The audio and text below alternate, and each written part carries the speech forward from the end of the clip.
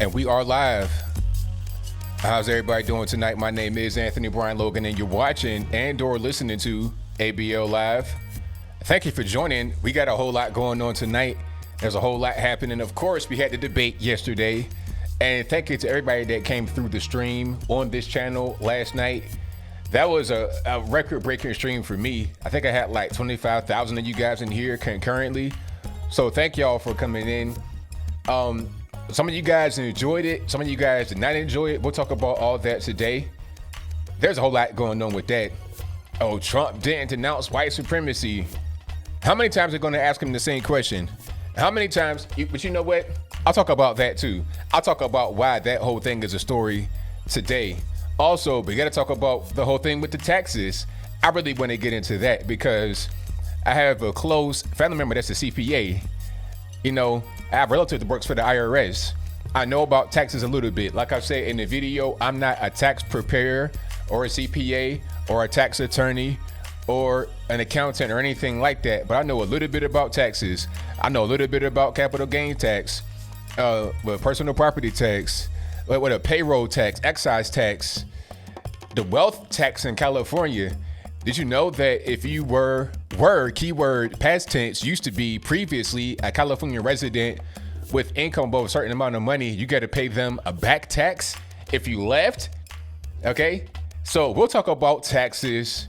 We'll talk about the BLM scammer that also tried to identify himself as an APD officer and an FBI agent on tonight's episode of ABL Live. And again, I thank y'all for being here tonight. You guys are the best audience anywhere on the internets. If you like what you're hearing so far, give me a thumbs up on the video, share the video, do all that good stuff. If you're listening to this video on your favorite audio streaming platform, please go ahead, give me a 5-star rating, a review, whatever you can. I'd most certainly appreciate it. And again, thank y'all for being here one more time. We're going to get straight into everything that's going on. Where should I begin? You know what I want to start with? Hold on. I want to start with the thing about Trump's taxes, and then we'll just ease right into the debate coverage. So if you're coming in a little bit late, you're just scrambling to get something to eat right now, you can go ahead and get set up. I'll wait till it kind of populates a little bit more to talk about the bigger issue of the debate recap, okay? Let's talk about taxes right quick, because I've been studying this for a while. Okay, if you are any kind of person that gets, like, if you don't have a W-2 you get from a job, and then you filed on April 15th, then you kind of understand where I'm coming from. If that's you in your situation, but you know a little bit about taxes, then you understand where I'm coming from. Unfortunately, a lot of people don't know anything about that. So there's just ignorance going on, and it's okay. I'm not saying ignorant in a disgraceful or a way that's going to, like, I'm not trying to disrespect anybody. I'm just saying you might not know everything. I don't know everything. Like, if you were to ask me about going to the moon and trying to fly in the sky with a ship, I wouldn't know anything about that. I'll talk to those that know. I'm gonna talk to Elon Musk and SpaceX and NASA and whoever else knows about flying. I'll speak to pilots. I'll speak to engineers. I'll speak to those at Boeing and whatnot that understand about flight, propulsion, rockets, engines, all that good stuff. That's not my wheelhouse. But as far as taxes and money, I know a little bit about that because I have experience. I've been employed for myself for the past 15 years, long before YouTube was even really a thing. I'm talking about way back when I was in college, really. So I've been dealing with 1099s and all kind of, I've been dealing with it for a long time. So I understand a little bit about taxes and how to file and how to get breaks and what people that have money go through. Because even before, when I was, a young kid making like no money, I was dealing with those that had corporations, LLCs or whatever, and they told me a few tricks to the trade. I remember part of my red pill moment was when part of the thing that led me to my red pill moment was when I was in this car shop, one of these Valvoline type places. You can get your oil changed right quick. And I'm just sitting there minding my business, waiting for my car to come out. And an older black man comes up to me and says, "Man, these taxes are killing me, man. These taxes, they set up for you can't win as a black man." I'm like, "What?" Man, taxes are so high you can't even operate, man. I got a little small gas station and they tear me to pieces with the taxes. So when he said that, it started to kind of click about taxes and what's going on. I'm like 21 years old hearing this, so I kind of been on that wave for a long time. Let's get to the taxes. Now, in the debate, we'll talk about the debate a little bit more in a little bit. They said that Trump only paid $750 in taxes in 2016 and 2017, respectively. $750, that was his liability each year. Now, that is just not true. Okay, it's partially true, but it's not true because the way they're presenting it is if he only paid that and that's it. That's just not the reality.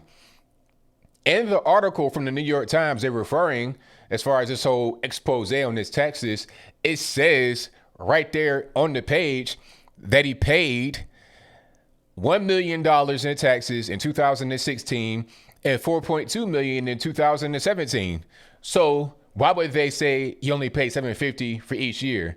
Why are they coming out with these ads talking about, oh, well, I pay more than Trump and I'm an EMT, I'm a nurse? No, you don't. There's no nurse making enough money to pay $4.2 million in taxes in 1 year. Unless you're some kind of nurse of a trillionaire and you're the only nurse or something like that, there's no way you're making that much money. And that's fine. It's okay. It's not a thing to be ashamed of. Most people don't make that kind of money. For you to make that kind of money to pay 4.2 in 1 year in taxes, you got to be in the top fraction of a percent. You got to be in the top 0.001% of people in the world to get that kind of money. All right. So no, I'm not making that kind of money. Nobody really is to pay $4.2 million in taxes in 1 year. Okay. They're giving out clickbait so you can read that article and think that it's true because they want to damage Donald Trump. And they knew that it would be a talking point during the debate.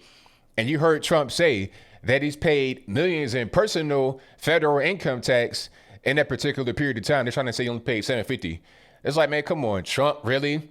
It's impossible. And then my thing is this is what I was saying in my video that I made about the whole taxes thing. If the IRS have been auditing him, which is what Trump has said and the New York Times said, if they've been auditing him for the past 10 years, why would Broncos fan 8597 just discover some type of elaborate tax scheme? Don't you think the IRS would know? You're talking about the IRS, an agency that has endless resources in the government. They wouldn't be able to find that out?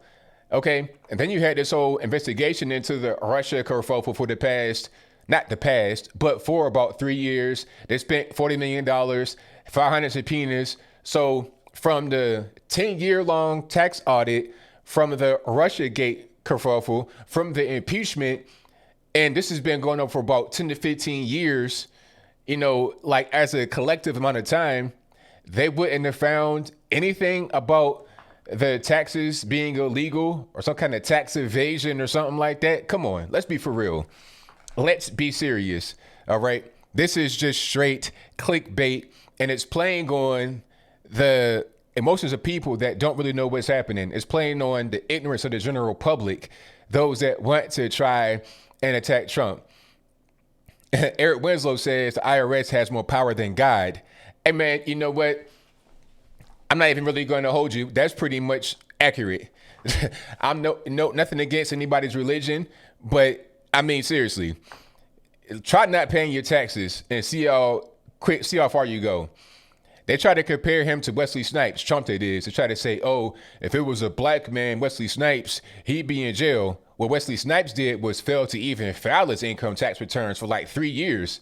Okay. Now, I don't know what happened. I don't know if it was a CPA that wasn't doing their job. It was the same thing with Fat Joe, the rapper. His CPA, accountant or whatever, was stealing money from him. His son had become paraplegic, and rather than filing taxes and doing what he was supposed to be doing for Fat Joe, he was just taking the money and using it for himself. He was stealing from Fat Joe, but since the taxes didn't get filed, then that's on Fat Joe at the end of the day. Same thing with Wesley Snipes. If you're not filing your taxes, that's on you. But Trump is filing his taxes and is making sure that he is compliant with the law. You have a whole team of people that ensure your compliance. That's just kind of how it goes. All right. So if anyone bothered to read the New York Times article, and it was like almost a book. You're talking about next to the Bible or the unabridged thesaurus, dictionary, encyclopedia, volumes A through Roman numeral XXX. It was pretty long, but you can read it a little bit or at least skim through it to see what's really going on with the taxes.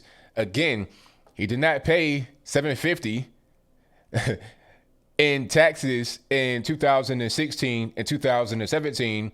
He paid $1 million in 2016 and 4.2 in 2017, and that's just personal income tax.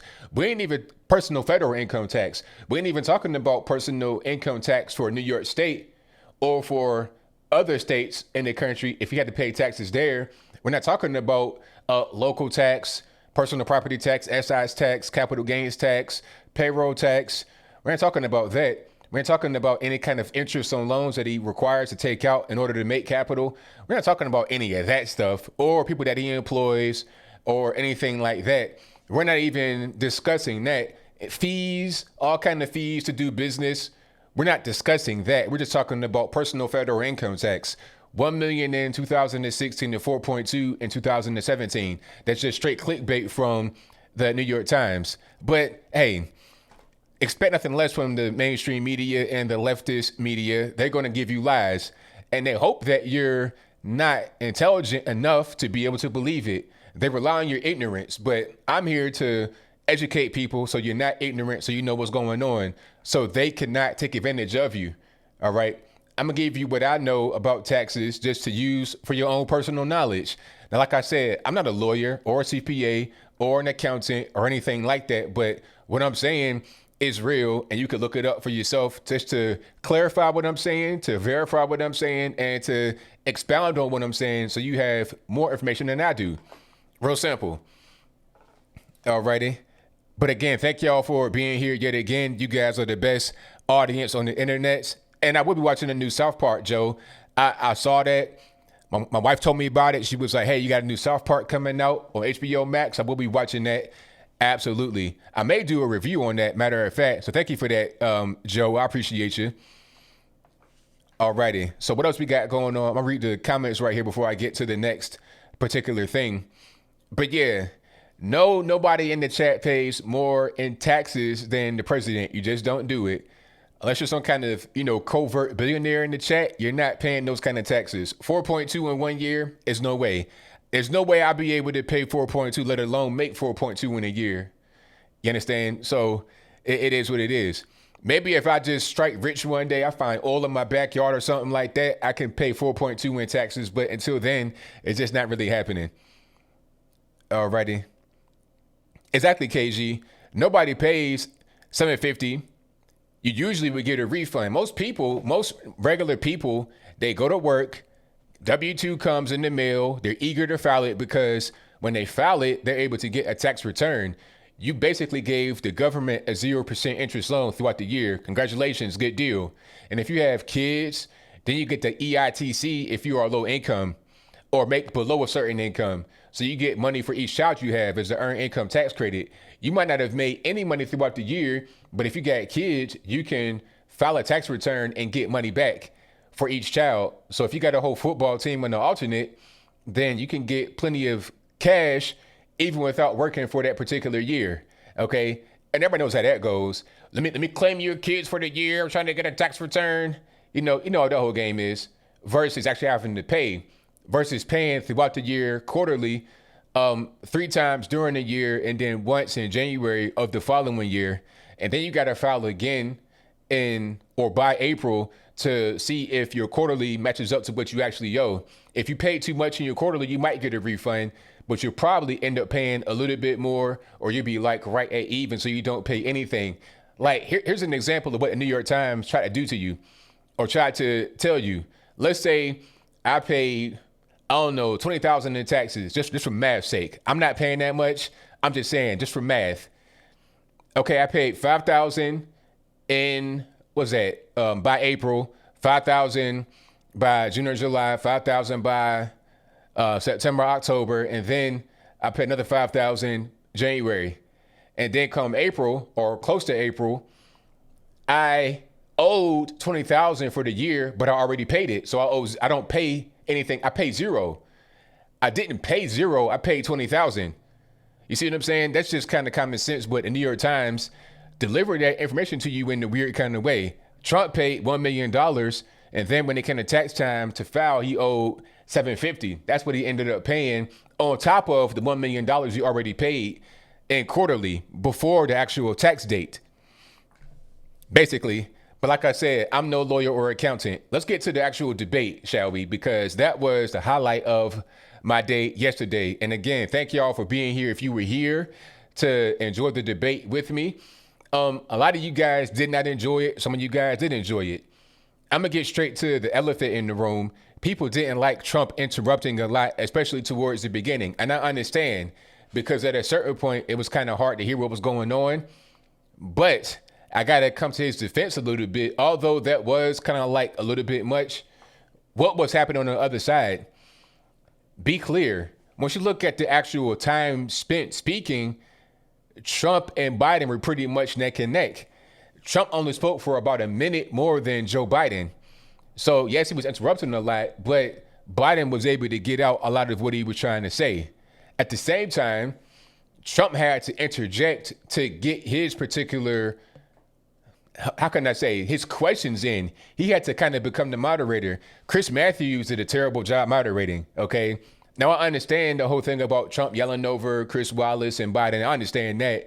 It's kind of hard for Chris Wallace to control. However, Chris Wallace was basically the second debater on the side of Joe Biden. You're there to be the moderator, to not try and ask these loaded questions and bail Joe Biden out when he needs it. That's not your job. Your job is to be a neutral party and not favor either side. But that's what he did. A prime example of this is when Trump was asked about the whole white supremacy question. And this one, I hate this question because they always do this to Trump. They always ask him the same question. They've been asking him that same question since 2015. Do you denounce David Duke? Do you denounce white supremacy? And he always says, I denounce them. I denounce him. I denounce this. I denounce that. He's been asked a question on TV hundreds of times, and he always denounces them. If he says it in the way that can be any way seen differently than what he meant, then they want to attack him on that. Oh, he didn't come out and say it right away. He didn't say it the proper way. And he doesn't want to. I was watching the mainstream media today, so you don't have to. I was watching NBC, right? And I swear for about a good 15 minutes of a half-hour program with commercials, they spoke about the whole white supremacy thing. All right. Let's not talk about anything else in the debate. Okay, like the ballots that are being bought and sold in West Virginia and Minneapolis, Minnesota, and the ballots that were thrown away from the military that had Trump's name on it. I mean, we don't want to talk about that. Or Hunter Biden with the cocaine and the 3.5 million wire transfer from the Moscow mayor's wife. We don't want to speak about that. It came up in a debate. We're talking about white supremacy and stuff like that. And then they want to try to rope the Proud Boys into being white supremacists. This is why Trump was not trying to say, I disavow the Proud Boys as a white supremacist organization, because he doesn't know who the Proud Boys are. They're trying to set them up. They always do that. And Chris Matthews did that because at first, when Chris Matthews was asking Trump, hey, do you want to disavow white supremacist organizations? He said, sure. He said, sure, twice. But then Chris Matthews kept going and said, well, there's been some things in Kenosha, Wisconsin, and Portland, Oregon, and some of your supporters are out there confronting people. It's like, wait a minute, hold on. Who are you talking about here? You're talking about white supremacists. Are you trying to say that Kyle Rittenhouse is a white supremacist, the 17-year-old boy? How can I say that he, number one, is a white supremacist, and number two, how can I denounce him for what? Okay, I don't know anything about this young man aside from the fact that he defended himself out there in Kenosha. I can't call him a white supremacist, and he has a trial going on right now. I can't pollute those waters and disavow him, throw him under the bus with no information about who he is really. I can't say that. Same thing about the Proud Boys. I can't say that. And I'm glad that he didn't do it, because the Proud Boys are not a white supremacist organization. Say what you want about the Proud Boys, but they're not white supremacists. I met Enrique Tarrio in Miami. Cool dude, nice dude. And seeing him in person, face to face, shaking his hand, he's not a white guy, okay? I know a white man when I see him. Like, I was able to identify Shaun King, a.k.a. Malcolm X, a.k.a. Martin Luther King, as a white man from the very beginning. I was able to identify him. And I was able to identify Enrique Tarrio as a guy that's not white. It's not even a matter of he has a Spanish name like from Spain and Europe, and he's like a white guy from Europe. That's not even what's going on. He is simply just not white. He looks like he's just black to me, like one of my kinfolk from Virginia or somewhere else. So if the leader of the organization is not white, Joe Biggs, like one of the other guys in the group, one of the big dogs in the group, is married to a black woman, and there are actual black people in the organization, guys that look like me, guys that I kind of know a little bit. How can you say that they're a white supremacist organization? All right. Antifa are more white than the Proud Boys. If anything, Antifa is a white supremacist organization, and Chris Matthews did not talk about Antifa or Black Lives Matter. Neither did Trump. Trump can't say Black Lives Matter because then he's a racist. But he can mention Antifa because they're mostly white, and he's correct to do so. So he says, hey, wait a minute. You have all the issues coming from the left. The Proud Boys ain't out there setting stuff on fire, beating old ladies up, shooting innocent black kids like Antifa is doing. Okay, remember Chaz Chop, who was behind that? That was BLM and Antifa joining forces as one to create this semi-autonomous zone in Freeport, Washington. And you had not one, but two young black men. One of them was a boy, 16 years old, that lost their life as a result of Antifa and BLM shooting them and killing them right there in that zone. All right. So there's a violent group, then it's Antifa, and they're mostly white. They are much more white than the Proud Boys. So we're talking about white supremacist organizations. Let's be clear about what we're saying, and let's not try to, label a person or a group as that when they're not. So I did not like what Chris Matthews did. He did a terrible job. Even Roger Ailes' wife, his widow, said that Chris Matthews did a good job. She said that he'd be rolling in his grave. Like, this was a terrible output from Chris Matthews.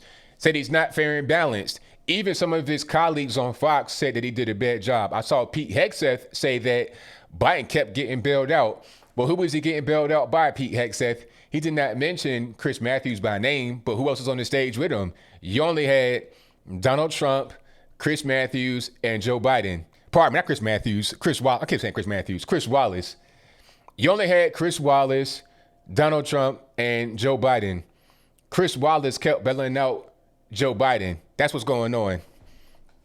And you know what? Chris Matthews, same thing. From MS-13 DNC, same guy. Anyway, Chris Wallace, the son of Mike Wallace. Mike Wallace was much better than Chris. He is no Mike. Mike is rolling in his grave. So is Roger Ailes. Alrighty. But hey, it is what it is. Chris Wallace did not do a very good job moderating the debate last night. And I think that was a bigger issue than Trump interrupting, although that was an issue. But Trump did very well. One thing about debates people may kind of not want to mention is that you got to go back and forth. Biden just had a bunch of notes he was reading, and then when a topic came up, like let's say racism or the economy, he would go to his notes, he would read it, and then look straight into the camera and read. He would give me the whole John McCain hand gestures. I was like, all right, this guy, he's not really here for a debate. He's here to just give a speech, give a disjointed speech, give a low energy speech. But Trump was actually debating him, looking him in his face, talking about Hunter Biden and the 3.5 million and Burisma Holdings and stuff like that. Real things that are going on. And I like how they tried to bring up the whole thing about Trump saying the military are suckers and losers. And he's like, well, wait a minute. You got to tape out yourself. You call the military, what you call them? Your stupid B word. I ain't going to cuss on the stream, but you guys know what I'm talking about. When he was in front of the military in 2016, it's on cell phone tape, called them stupid Bs. All right. So it's like, all right, you can say you were joking or whatever, but you said it on tape. You're saying that I said a thing that I did not say, that nobody has any evidence of, that even John Bolton, the guy who does not like me, wrote a book that was negative against me, who was there, said I didn't say. But you said this on camera. What's going on with that? All the questions that Chris Wallace said to Joe Biden, it was just really softball. Like I said in my video on the recap, Chris Wallace was just hurling them 99 mile an hour, Randy Johnson, curveball, fast pitch, barely over the strike zone every time, and then wanting a home run from Donald Trump, where Joe Biden was getting them underhand college softball tosses. You know, girls t-ball, girls slow pitch softball. That's what he was getting. Okay. And he was barely even able to make contact, barely even able to bunt. So that was the main thing. Oh, yeah, the Green New Deal. Y'all saw the whole thing about the Green New Deal. One thing that Trump did was tie Joe Biden's policies to a particular part of the spectrum. The whole thing about the Green New Deal. And I like how he pointed it out. He was like, well, hey, what you're saying right there about climate change and what you want to do, that's part of the Green New Deal. It's going to cost $100 trillion. How are you going to pay for that, sir? Okay, the GDP of the entire world is about 91 trillion. So how are you going to pay $100 trillion in Green New Deal monies? Where's that going to come from? Okay, so, and he was like, well, no, that's not my plan. My plan is my plan. It's not the Green New Deal. But he defended the Green New Deal when Trump attacked it. Then he said in the very same breath that it's not his plan. So you defended the Green New Deal, but then you say it's not your plan. So why would you defend it if it's not your plan? Obviously, it is, or some of it is. Okay, a large part of the Green New Deal is your plan if you defended it. If it's not my plan, I'd be like, hey, I don't know anything about that. Here's my plan. I'm not going to defend that. You're saying something that's wrong and it's false. I'm not going to defend it. Here's my plan over here. But Biden did not do that because I believe, in my humble opinion, that the Green New Deal is his particular plan.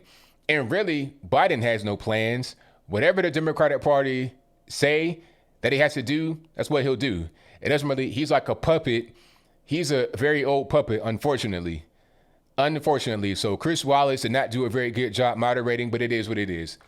You know, I think that we all knew that was going to happen because he's a big time never Trumper on Fox News. Okay, yeah, Biden should retire because he's getting long in the tooth. You're talking about, how old is he? 77 years old? He'll be 78 in a very short period of time. Matter of fact, I think he'll turn 78 before the election. Hold on. Let me see. Joe Biden, he'll be 78. So right after the election, November the 20th, he'll be 78 years old. He was born November 20, 1942. Yeah, I mean, he's too old, and he looked like he was very old on stage. Now, as far as I'm thinking about the wire on his wrist and whatnot, I don't know anything about that. I don't know what that was or what's going on. And some said he had contacts that were like projectors. I don't know what's going on with that. I see it, but I don't see like hardcore evidence for it. So I don't know what's going on. But I wouldn't be surprised because remember, Trump's team was trying to get ear inspections done before the debate started so he wouldn't be getting fed information from his team off the stage. Okay. Matter of fact, I'll be checking the crowd. He could be getting them baseball signals from the crowd when it was time to say a certain thing or whatever. Okay. They could say, okay, turn to page 3, read that, and you'll be good to go. That could be what's going on, but it doesn't really matter. You can see how Joe Biden looks. You can see how Donald Trump looks. The only thing that you could criticize Trump for was the interruptions a lot in the beginning. But as the debate wore on, it was pretty even. Everybody was able to get their point out, but it's still a debate. When I debate on TV, like every week, they tell me actually to cut the person off whenever I need to. That's what they tell me. Like before I come on, say, Mr. Logan, whenever you want to jump in, just jump in, cut them off. That's what we do. It's not like I'm doing that because I just feel like it. It's a debate. You cut them off and you say your piece. You have an argument, but respectful. The key is to do it. It's to not do it all the time, constantly. You do it in key moments when you feel like you need to. So you got to have a balance of being able to kind of relax, fall back, let them speak, let them get whatever they got to say out. And then you jump in certain points, interrupt, and then try to bogart the conversation. That's kind of how it goes. You're actually told to do that during TV debates. Because I've been on TV a lot, and that's what they tell me all the time. Different stations. I was on Iranian TV today. I'm on RT all the time. Wherever I am, they tell me to do that. Jump in, interrupt, and get your point across. That's kind of how it is. All right. Yeah, Rapper 10,000, he did get mad about the whole Hunter Biden thing. And he admitted the whole drug addiction thing because Hunter Biden, that's Joe Biden's son, obviously. He got a cocaine problem. He got discharged from the military, whether that's dishonorable, honorable, I don't know. But I think he had a drug problem in the military. So if you snorting cocaine in the military, you probably won't have an honorable discharge. Just my opinion. I don't know. I'm just guessing. And then the whole thing about Burisma Holdings, this was after the whole cocaine situation. So how do you go from being a dope fiend basically to being on the board of Burisma Holdings for this Ukrainian gas company when you have no experience in that field? How does that really happen? Are you there because you can curry political favor? Like, what's going on? That's kind of what it seems like to me, but I'm just asking questions. That's all. And thank y'all for being here yet again. Listen to Unknown Colorado, who says, let's get 1.2K likes. Yeah, let's get them likes up. Hit the like button if you're not done so already. Also, share the video. If you're not subscribed yet, go ahead and subscribe and click the bell so you get notified whenever I go live and post a new video. All right. Jacob Lewis says his son's addiction is irrelevant to presidential election. Get real.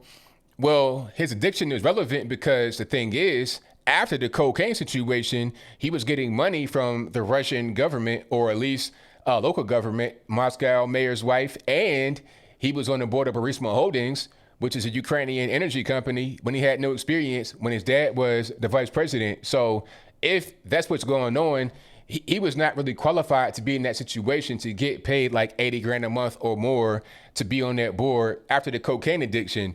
So obviously the question is he on the board to just be able to get favors done through his father politically for Ukraine? That's what it seems like. Okay. And then Biden is on camera talking about, well, I went to Ukraine and I was threatening them with $1 billion and, you know, they're going to do X, Y, and Z for me. So there appears to be some kind of quid pro quo.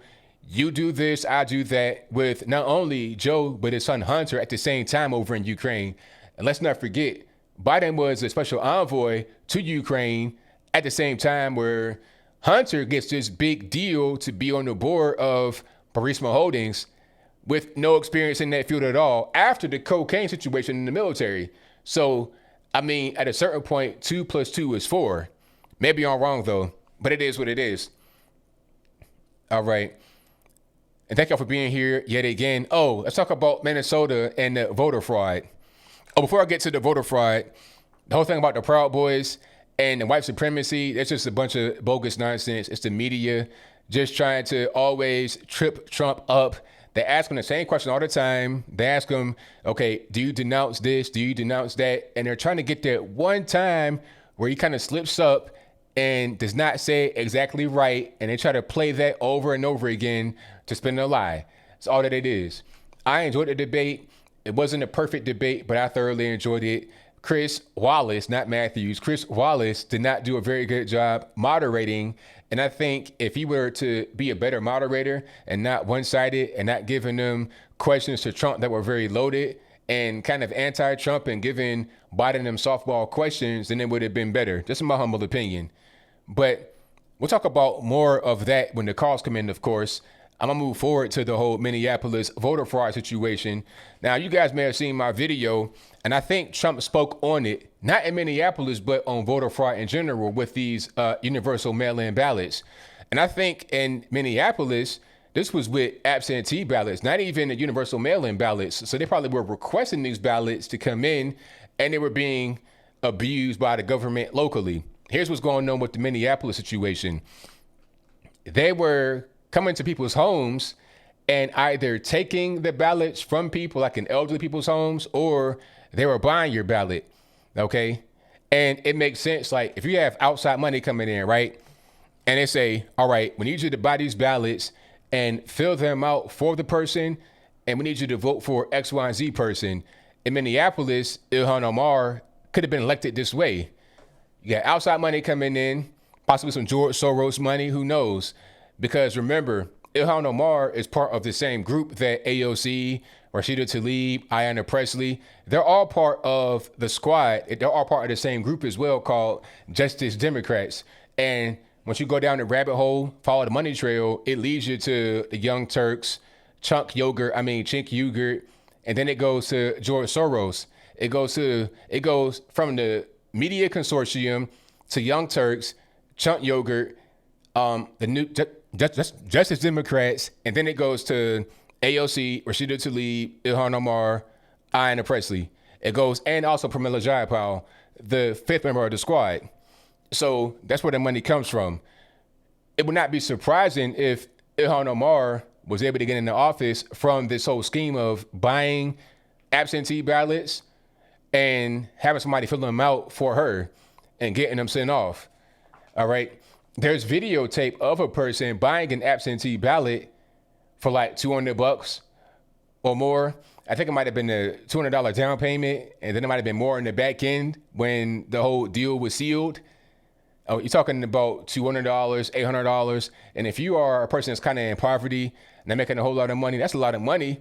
You'll risk, a felony, going to the penitentiary for doing something like that, because that's super illegal to buy an absentee ballot and fill it out. Oh man, that's big time illegal. You cannot sell your ballot to anybody, or you can't buy it from someone. That's not illegal. That's not legal at all. In West Virginia, I think it was a mailman that got caught selling ballots.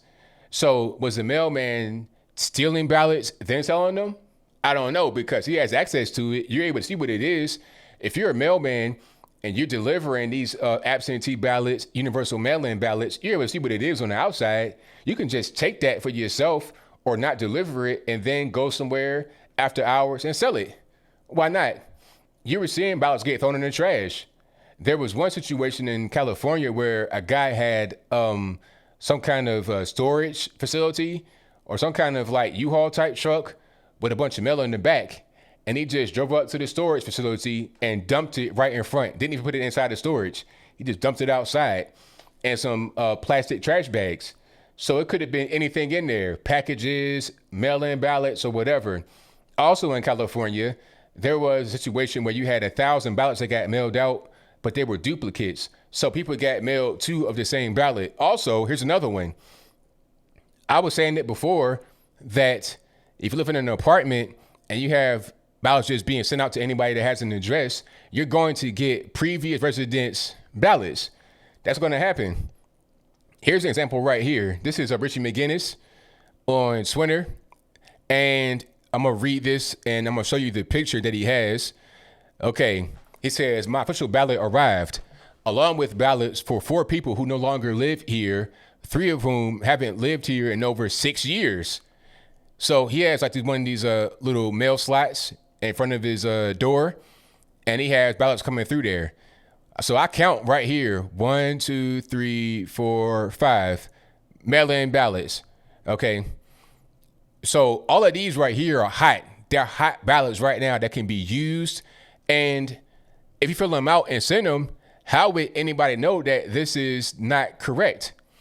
If you fill these out and send them, how can anybody know that this is done fraudulently? All you got to do is just write whoever you want, sign off on it, and that's it. Anybody going to know that it's you that did it. How would anybody know that? You could have thrown them away. Somebody come pick them up. They fill them out and they send it. This is what's going on right now all over the country. You're getting ballots. And then how about this? How about if people know that you're getting all these ballots in, all these extra ballots, so-called extra ballots. Here comes a guy on your door. Knock, knock, knock. Hey, man, you may have gotten some absentee ballots that don't belong to you. How about I come take them from you and I'll make sure they go to the right place? Matter of fact, I'll give you a little bit of money just for your troubles. Or no money at all. Can I have your ballots? Or even worse, let me get your ballots right now. Home invasion, who knows? People are crazy, and this is what's going on. You have 1, 2, 3, 4, 5. I can count probably 6 right there, maybe absentee ballots that came to this man's house in one part of Washington, D.C. So imagine all over the country when you got millions of these going out all over the place, and they're not even equipped to deal with this kind of volume of voting in the mail. You're going to have elections that are not decided for months.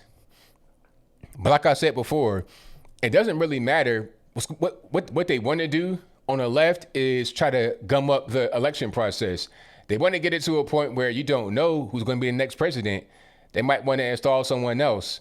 But if you get to 270 electoral votes, it doesn't matter if you have other states that are still in contention, California could be in contention for a long time. It doesn't really matter. Once you reach 270, it'll pretty much be a wrap anyway. And I think Trump will be able to sweep enough states to reach 270 quickly rather than waiting on California and New York State and whatnot to decide what they want to do. Okay. So it is what it is. Okay. Why are the envelopes labeled? That's what I'm trying to figure out. I'm trying to figure out why the envelopes labeled. That's a dead giveaway. And imagine if the ballots are left into your outdoor mailbox with the thing on it. People can just come by and take them. They can come back and look in your mailbox. Oh, official ballot. Let me get that right there. They will steal your ballot. Back in the day, it was the issue. People stealing checks out your mailbox. You know, they would steal your checks. They would steal money. They would steal all kind of things from your mailbox. So, and on top of that, the postman can see what it is. Now, to some postman, they might be a dope fiend. They might be kind of broke. Those right there that you saw on the screen, these ain't nothing but big dollar signs. Okay, you might get $800 for each one, $1,000 for each one. Dollar signs. And they know, like they might even know you as a person. The mailman might know who you are. You might have seen them before. They might know your name.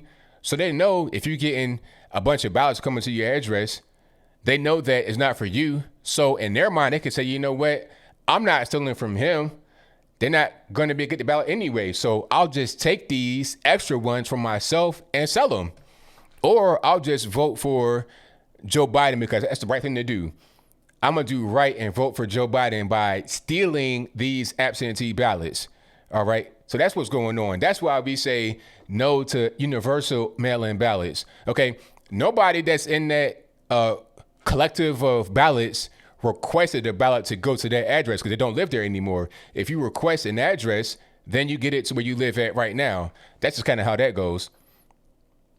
So, yeah, that's what that is. Thank y'all for being here yet again. Definitely appreciate you guys. If you like what you're hearing so far, give me a thumbs up on the video, share the video, do all that good stuff. Also, if you're not subscribed yet, go ahead and do that. I'd appreciate it if you did. Oh, did you guys see the Black Lives Matter scammer in Atlanta? You know what? The BLM scammer, that story is real deep, deeper than I knew. Hold on, let me try to find the guy. Sir Major Page. Now, I don't know what this guy, where you got that name from. Sir, was he watching ABL Live? I keep saying sir. Did he get it from that? I don't know what's going on. But hold on, here's the guy, right, with this ridiculous hairpiece. I don't know when this was. Hold on, let me pull him up. This is the guy right here, Sir Major Page. And he black, he just albino. All right, so this is the guy that decided he wanted to start a fake Black Lives Matter group on Facebook. Although it was a real page, but it wasn't what it was supposed to be. It was supposed to be doing things for racial justice and whatnot. But what he ended up doing was getting a bunch of GoFundMe money and spending like $200,000 of it on personal items, on these fancy smashy suits and maybe even this little hairpiece right here and stuff like that. That's what he spent it on. Okay. So he did not spend anything on any kind of community outreach or racial justice or anything like that. He spent it on himself. And he got the FBI that came and raided his house in Ohio, although he was scamming in Atlanta. So I'm not really sure how you make it to Toledo, Ohio from Atlanta. Like, how you going back and forth? Like, why would you be in Toledo of all places in the world? Are you trying to hide in Toledo? But whatever. So he had a fake, a real but fake Black Lives Matter organization. He raised almost $500,000 from this particular group, and none of it went to anything that's positive. Elephant in the room for me was Black Lives Matter in general does not have a thing that goes anywhere positive. I don't know what they do in the community that's positive. All I see them out there doing is rioting and just causing confusion and chaos and destruction everywhere they go. So I'm not really sure what constitutes him doing a thing that's wrong versus BLM doing what's right. Okay. Matter of fact, I'd rather you be a scammer than go out here and destroy people's communities by burning things up, tearing things apart. I'd rather you do that, but I digress. So this is a well-known guy in Atlanta from what I've been able to read from you guys in the comment section. He tried to impersonate, well, he did impersonate Atlanta police Department officers on numerous occasions. One time, he had on a full replica, was it Akron or Toledo? But anyway, he had on the full replica APD outfit. I'm talking about like it came straight from the line. He put it on. He had a belt, a utility belt with a baton, a taser, and a loaded Glock pistol with extra magazines. What he did one time was he tried to arrest this woman for open container outside the gas station. So he kind of like had her in citizen's arrest. And when the police got there, they let her go and they locked him up. He tried to impersonate an FBI agent as well in Atlanta. And he's like one of these agitators. What he did, from what I read in the comments, was he went to this rural gun shop in Michigan and staged a protest outside because of some reason. I don't really know. But he had some kind of real random gun shop protest out there. He be in Atlanta protesting and not paying the bill at a restaurant because they racist and stuff like that. Just a general guy you don't want to have anything to do with. His real name is Tyree Conyers Page, but he changed his name to Sir Major Page. And well-known scammer for Black Lives Matter. And you know what? He's not even the only guy that does stuff like this. This is pretty much par for the course. And this whole BLM circle, I know a lot of guys just like him that have not been found yet. And I won't even say, I know their names, but I won't say them right now because I don't know nothing. I'm not trying to get in front of a police investigation. Hopefully these guys are found out and they go to the penitentiary. Hopefully the whole BLM movement is broken apart because all of them are scammers. If you give money to BLM, understand what you're giving your money to. It'll go one of a few places. You can give it to a guy that'll buy suits and cars and watches and a house and stuff like that for himself. Or it'll go to destruction and chaos, to riots, to burning down black churches and black schools and black businesses, white businesses, Asians, everybody. They burned up a gas station. They burned up a furniture store, a grocery store. You could be immigrant here for 1,000 years or whatever. They don't really care. They're a destructive force. And they want to install Marxism. As a matter of fact, one of the founders is a self-admitted Marxist and possibly even the Satanist trying to conjure spirits. So when they say her name, they're trying to conjure her spirit. So don't say her name or his name. They're trying to get you involved in witchcraft. So you can be, giving money to a witchcraft practitioner or a scammer from Atlanta. Take your pick. Or don't give BLM any kind of money because you see what kind of people they run with. You see what kind of thing that they're on. Okay. But hey, that's pretty much where I'm at with it. Hold on. I saw a comment that I wanted to look at right quick. And thank y'all again for being here. You guys are the best audience on the internet. And I am conservative, Aussie girl in the US of A. And shout out to y'all that came from X22 report. That was a good interview I did yesterday. So thank y'all for watching that if you watched it. It should be up on the channel right now on his alternate page. So thank y'all for coming from there. All right, let me see the comment I wanted to look at. Okay, let me see. Critter B says Major Page spent BLM $200,000 for the home he was living in when arrested. Yeah, he bought a house for $112,000 in Akron or Toledo, somewhere in Ohio. $100,000 on the house and a vacant lot. And it was funny when they went to his house to arrest him. I think it was a guy there that was like a contractor. Might have been his friend too. And he was like, well, it'd be a community project if you need to use the Wi-Fi. It's like, man, stop, shut up. Wi-Fi, really? Come on, man. This is not a community center. This is a single family home, sir. If you want a community center, you need to go downtown somewhere and get some commercial real estate, not this house. The single family home in the ghetto, that's not a community center, okay? But it is what it is. Thank y'all for being here yet again. We'll get to the calls in a moment. I got super chats on deck, and then we get to the calls in a little bit. No, I did not see his face, Salt and Light, talking about X22. No, I did not see his face. Thank you, Redheads Rule. I appreciate you guys. But yeah, I was on the road yesterday. I was all over the place. I did a couple of videos. Then I did that. Then I went to a local event And you guys are great at the local event. If you guys are watching, I enjoy all you guys at the local event, the local political event.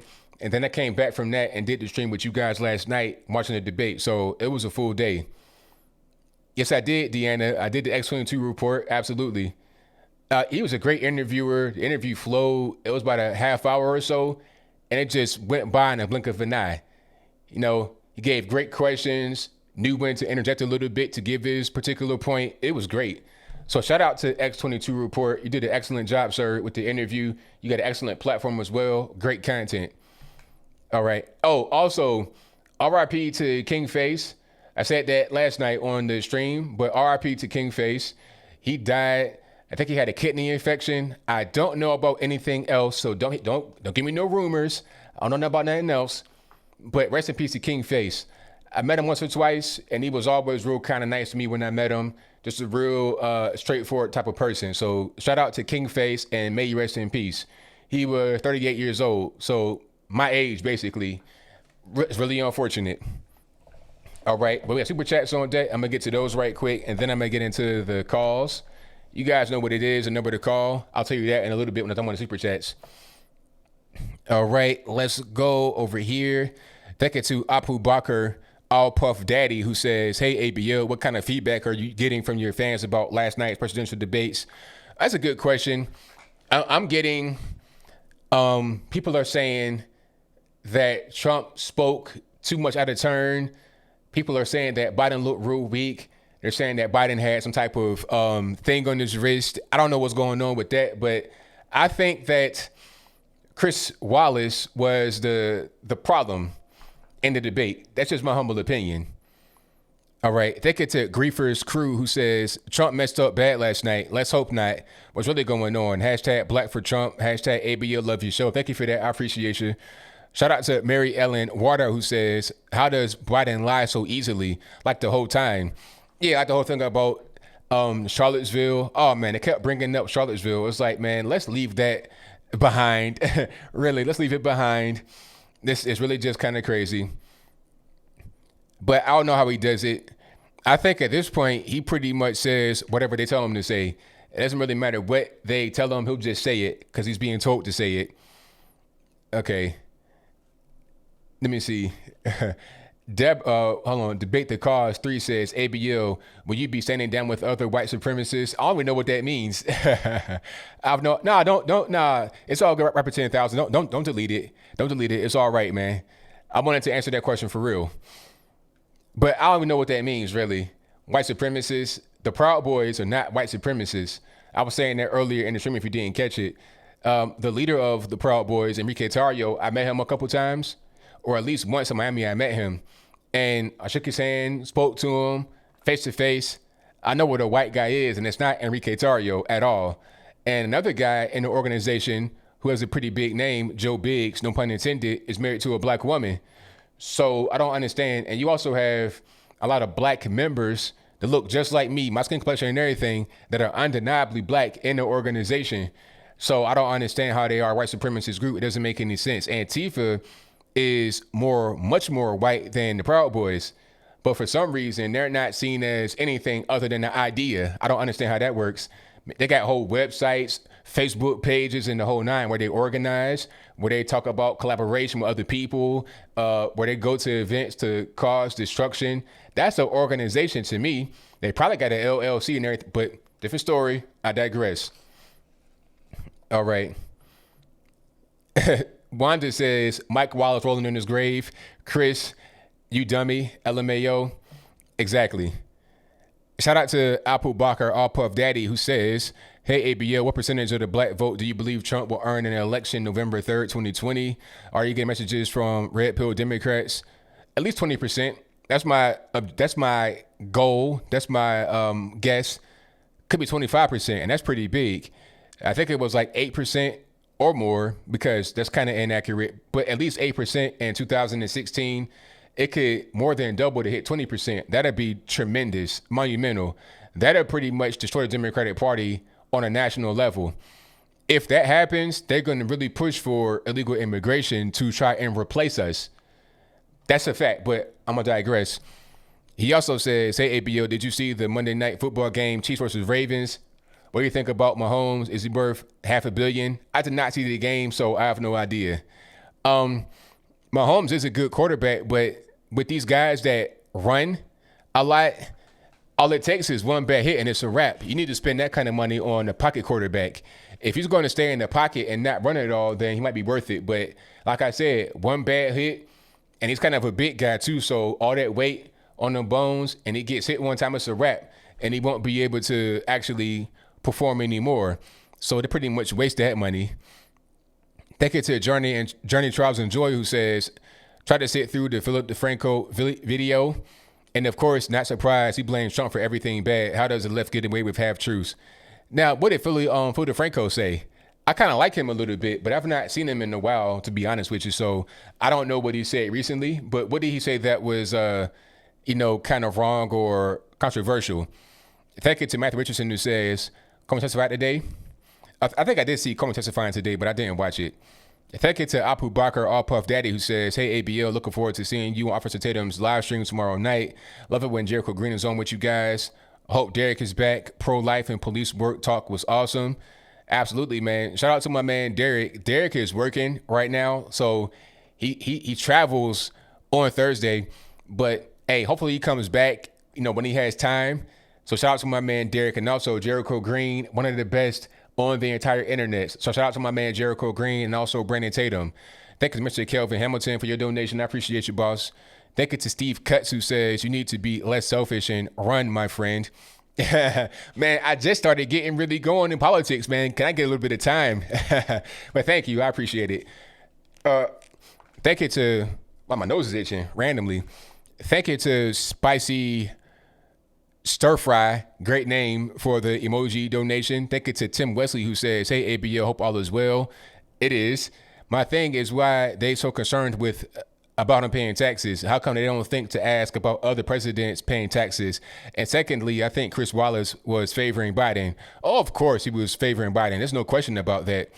The whole taxes thing, they want to try to villainize him for being rich. That's kind of what's going on. And, the funny part is that Joe Biden was talking about millionaires somehow being a bad thing, but he's a millionaire too. So I don't really get it. Bernie Sanders was on the same thing for a while, talking about millionaires and billionaires. But then when he started getting that money from running and getting, high dollar donations and rubbing elbows with the top people, he was a millionaire too. So he had to kind of stop that whole millionaire talk, being against millionaires, because he's one of them. So he went from millionaires to billionaires, just billionaires by themselves. Thank you to Jay Moore, who says, I personally felt President Trump didn't hit hard enough with his responses to the key issues. I just wasn't all that convinced by his responses. I understand. Matthew says, top 1% pays 33.7% of all income tax. Bottom 50, only 3.6. That's as progressive. This does not include property, payroll, sales, state, or other taxes. Correct.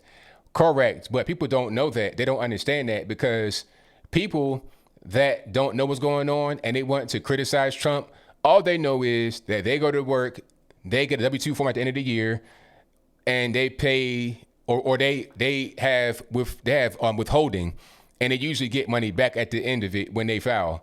They don't know anything about paying, without getting money back and paying a large amount of money. They don't know anything about that. Thank you to Cal, who says, Trump should ask, you love your kids so much, why didn't you want them to live in a racial jungle? Direct quote from Biden back in the day. A very good point. Absolute favorite point.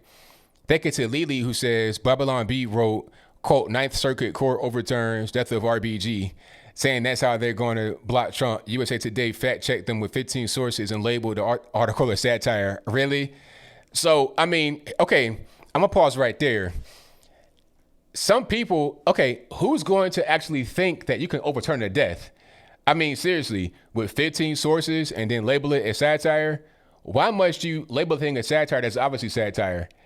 Come on. So when when I go to a movie and I'm watching a comedy, do I need a fact checker in there to say that this is comedy or it's a movie or it's not really real? If I see a flying elephant, is it going to be a fact checker on that? At a certain point, come on. They're trying to attack Babylon B because they are effective in lampooning the left. That's all that it is. They don't like them, so they're trying to attack them through the whole fact-checking thing. And also, the fact checking it hurts them on Facebook because then they get found out as being, they're pushing fake news. So then that lowers their reach. So they're trying to hurt them financially too. And they're trying to be spiteful on top of that. Thank you to Unique SFTB, who says the day people stop looking at our skin color to define us will be the day we all know our piece. I love everyone, regardless of how you identify. There you go. Very good words. Thank you to Chris Wegmer, who says Trump should realize that this debate wasn't for his base because we're already his base. It was for people on the fence who have now headed for the hills. That's a good point. Thank you to JC Warlock, who says Biden needs to talk to Chris Hansen. Thank you to Black Rocker Conservative Brazilian Jiu-Jitsu, who says, man, Trump gave Biden the business. People acting like Trump ain't been talking like this since he has no filter. He's a real one. Come on, people. Trump 2020. Yeah, he has kind of been doing this for a while. I mean, go back 2016, that's how the debates kind of went. But Joe Biden is not even on a level of Ted Cruz or Marco Rubio or anybody like that. Okay, Joe Biden is like kind of a corpse in the ring fighting Mike Tyson. And I was saying that. I was like, I don't want it to be a steamrolling where he fights back like barely and can barely even get his arms across his shoulder to swing. You understand? So that's kind of what it was, unfortunately. But that's all Joe Biden's fault. That's the Democratic Party's fault for pushing them out there and making them try to fight this man that's stomping them into dust. All right. Ryan Walker says, I feel like if Wallace could have or would have actually stated or debated Biden on what he was saying, Trump wouldn't have had to jump in as much. Wallace only debated Trump. There you go. And it shouldn't be Wallace debating. He should be the moderator. All you got to do is ask questions and try to stop everybody when they kind of go over the time or they're talking too much. You're not there to really debate and give your 2 cents as a moderator. But he did do that, unfortunately. Thank you to Gavin for becoming an ABL supporter. Thank you to Red Dead Redemption fan for your donation. Thank you to Retro Gamer 81 for your donation. Thank you to Chase Monstroid, who says, thanks for everything you do. We don't need any more puppets in government, just getting their strings pulled. Trump 2020. There you go. Thank you to Cindy Davis for your donation. Thank you to Dapper Dave 2021, who says, send tweet of multiple ballots to Trump campaign. Oh, will do for sure. Will do. You got to see it. I want that on a commercial on TV right now, immediately. Thank you to Mixed Girl POV, who says, please keep doing what you are doing. You totally rock, and you help inspire me to want to begin my own conservative channel. Blessings to you. Well, thank you for your donation and your very kind words. So is that your channel right there, Mixed Girl POV? I'm going to see if I can find it right quick and give you a shout out on the chat section there. All righty, there we go. So Mixed Girl POV, let's go ahead and get you rocking and rolling in the chat. You guys check her out and see what you got going on. And again, thank y'all for being here yet again. If you like what you're hearing so far, please give me a thumbs up on the video. Also, subscribe if not subscribed yet, and share the video as well. Share it on your best friend's Facebook page and get them triggered. Do whatever you want to do. All righty. Oh, it's all good, man. Mark, it's all good. Get the word out, like the video, watch it. Whatever you can do is all good with me.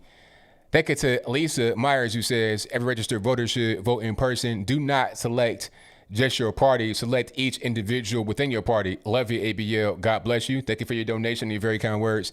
Thank you to Abraham, who says, I use informed delivery from the U.S. Post Office to record everything that is mailed to my address. Makes sense to me. Thank you to Black Rocker Conservative Brazilian Jiu-Jitsu, who says, LOL, yeah, that guy laundered almost $500,000 from BLM supporters, and no one talks about this. If it was Trump supporter, it'd be number one on the news. Exactly. Talking about that guy in Atlanta that was scamming all that BLM money. He got like $500,000 in donations and spent $200,000 on the low end just on personal items, a house, suits, accessories, food, entertainment, dining, all that, expensive high life type stuff. Thank you to Marie Renzi for becoming an ABL supporter. Thank you to Ernest Chancellor for becoming an ABL supporter. Thank you to Brian Stevenson, who says, hey, ABL, do you think Biden had a wire? I believe he did. And are you excited about the VP debate? Love your content. Keep doing what you're doing. I don't know about the wire. I saw something, but I don't know what that was. So it could have been a thing that was used to feed him information from his campaign, but I have no idea really what that was.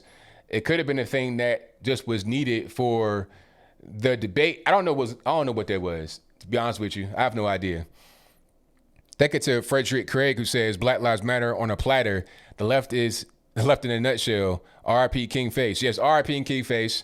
And thank you for your donation. Thank you to Diplomatic Community, who says President Trump steamrolled those two, but it needs to be more composed. Let Biden speak his nonsense, then pick it apart. Yeah, exactly. Just let him speak, get it out there, and then tear it. But at the same time, interrupt when needed. That's what I was saying earlier. You gotta interrupt sometimes, but don't do it so much, because then it becomes just like, out of place. And you're not able to have the debate go smoothly at all. But you do need to interrupt because it is a debate. Just kind of do it in moderation. Then you get good money. Thank you to Gerard Weaver, who says, will Modern Renaissance Man be on Thursday Live again? Hey, I don't know. That'd be good. Shout out to James Smith, who says, become an ABL supporter.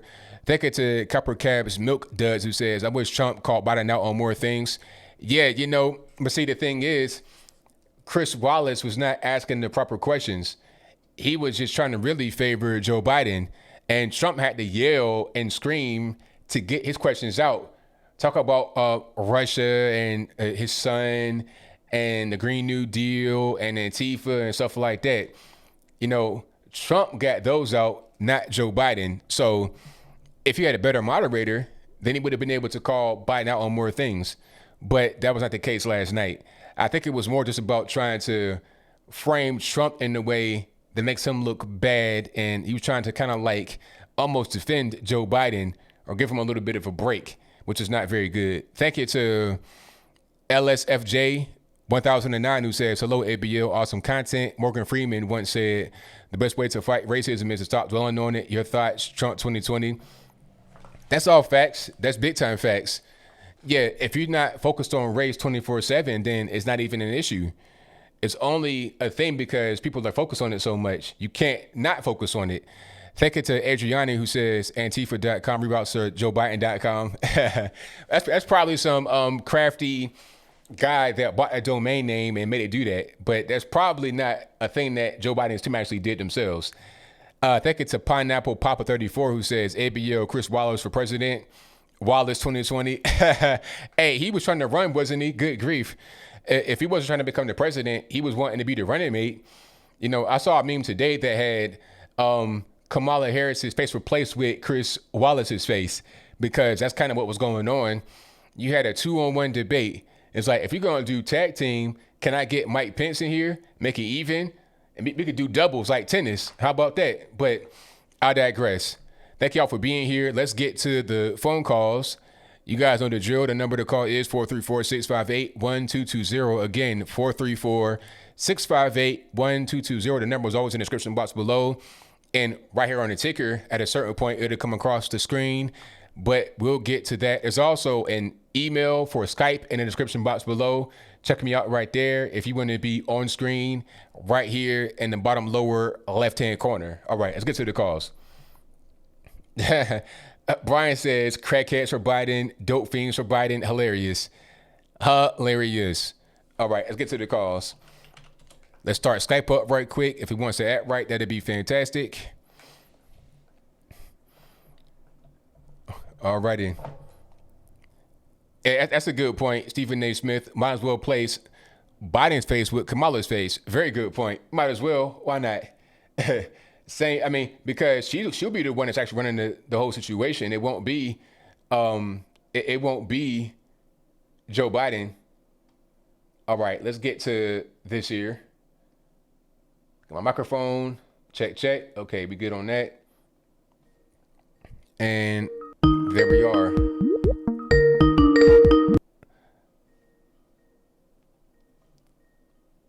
Okay.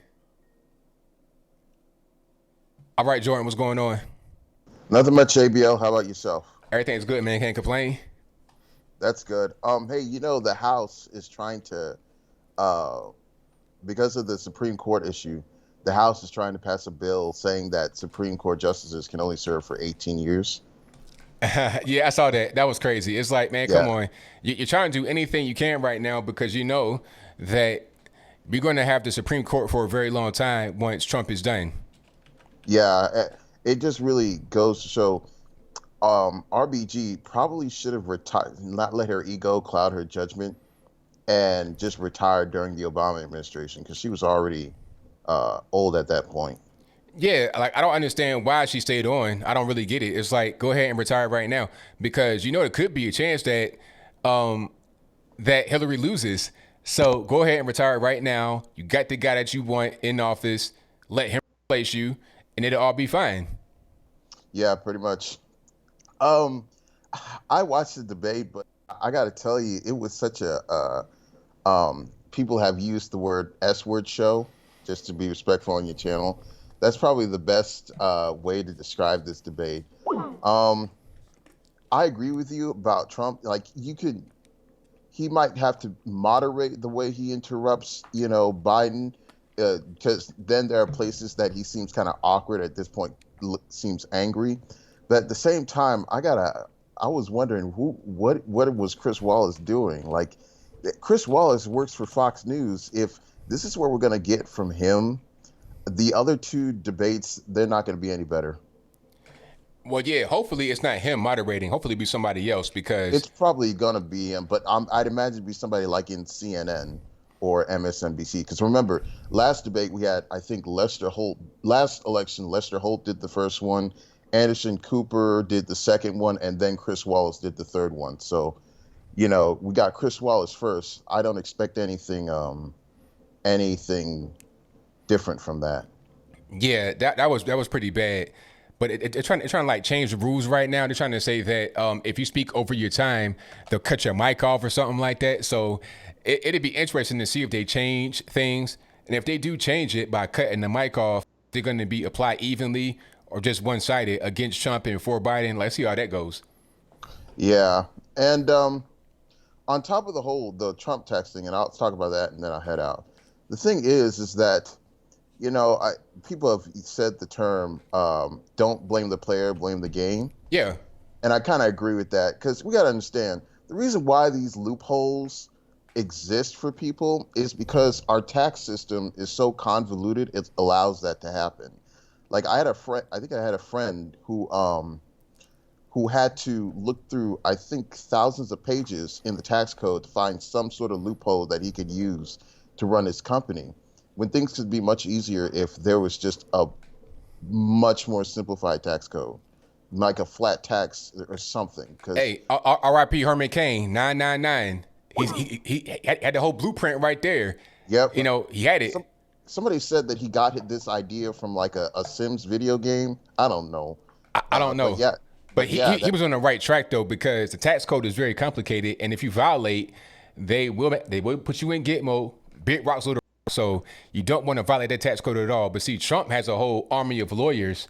He has money to be able to stay in compliance. So whatever he's doing is going to be legal because you're not going to be in business for that long to be that rich, to be that famous, and never have any problems. You're 74 years old, and all of a sudden now some guy on Twitter says, "Hey, you're violating the tax code. You're going to go." No, that's not how it works. exactly. All right, ABL, I'm gonna head out. Short and sweet. I'll be in chat, and I'll talk to you later. Thank you for the call, man. Definitely appreciate you. Peace and rest in peace, Kingface. Yeah, R.I.P. Kingface. All right, I'm trying to get my Hold on, let me turn it off right quick. I'm trying to get my sound right. I had to kind of just mute them at the end to keep the ringer from ringing in your ear real loud, but it doesn't want to turn off for some reason. Windows, I tell you, it sucks a little bit. Let me just get that away, and then we get to the next call. There we go, finally. All right. All right, 304, you're on the line. Who am I speaking to? Adrian. All right, Adrian, what's going Hello. on? Hey, love your show. Thank you. I didn't watch the debates. I didn't have to because when Chris Wallace had that list of what was going to be talked about, it was all going to be more of the same. What Joe Biden knows, slam Trump, blame Trump. It was all something he was capable of doing because that's what he has done in the past. There was nothing new. So I didn't watch the debates. I was disappointed for the country because I'd hoped that they'd talk about, substance, about what they were going to bring, what Joe's going to bring. And I don't think they'll be into the debate because they're going to have to talk about these things. Do you understand what I'm saying? Yeah. It was already done, it was sad. That's all I got, ABL. I love your show. Thank you for the call. I definitely appreciate you. Okay, bye. Yeah, that's a good point there. I can't really argue too much with that one. All righty. I guess there's some more calls here. Let's go. 310, you're in the line. I'm speaking to. Hey, it's Pete. How you doing, brother? Hey, everything's going pretty good. About yourself? Very good. Shout out from an old white guy. Hey, I'm not really concerned about a millionaire who goes into public service and accepts nothing in the way of a salary, as much as I am a guy who is nothing, goes into public service and makes himself a millionaire. Right. That's the guy's taxes I want to see. Right, exactly. That's a more important thing. And then beyond the taxes, like, how did you make the money? Because, okay, I see on your 1040 form that you have a particular amount of income, but how did you generate the income? Where's it really coming from? If you are, let's say, a Joe Biden, and I say you got like $1 million in your 1040, where did it come from? You're not working.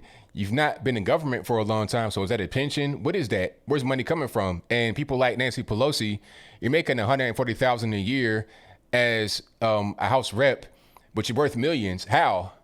Explain that to me. Well, you take a look up Maxine Waters, Bernie Sanders. They're all of them, every last one of them, multimillionaires, and they all did it while working in office, sitting right behind that desk. That's right. Absolutely. So, I mean, it raises a question, because if you've been out in the public sector, in the private sector making money, that's one thing. But once you get into government, you're not going to be out there still moving and shaking the same way. So that's a very good point. Thanks a lot, man. I appreciate it. Thank you for the call. See you. Yeah, very good point. Now, like people like Bill Clinton, didn't Slick Willie get paid like $500,000 for a speech in Russia? That was like a half hour or something crazy like that, a so-called speech. Now, was the speech something else, actually? You can get paid for a speech, but you get a little nod, wink, wink. And, they're saying, okay, we gave you that money for a speech, but you want something else. We're not going to pay you just for that. We'll say it's a speech. You can put it in your taxes or in your income disclosure, but we want something else. So what's up? Hunter Biden. Why did Hunter Biden get $3.5 million from the Russian, from the Moscow mayor's wife? Why? For what? Was it a gift? Was it his birthday? Was it Christmas? What's going on? Okay, you don't get that kind of money for no reason. It's got to be a particular reason. And I love to know, why is this man's wife paying you $3.5 million, allegedly? Just a question. Let's get to the next call. Well, we want something. All righty, Matt, what's going on? Hey, how you doing? Everything's good, man. How about yourself? Yeah, I don't know about all this calling the Proud Boys white supremacists. I don't get it. I'm black. I'm a Proud Boy, So, there's a weird thing like with truth, like Joe Biden did call the troops SBs, but if you watch that video, it's funny.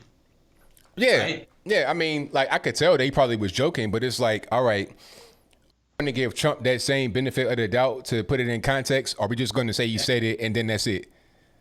Yeah.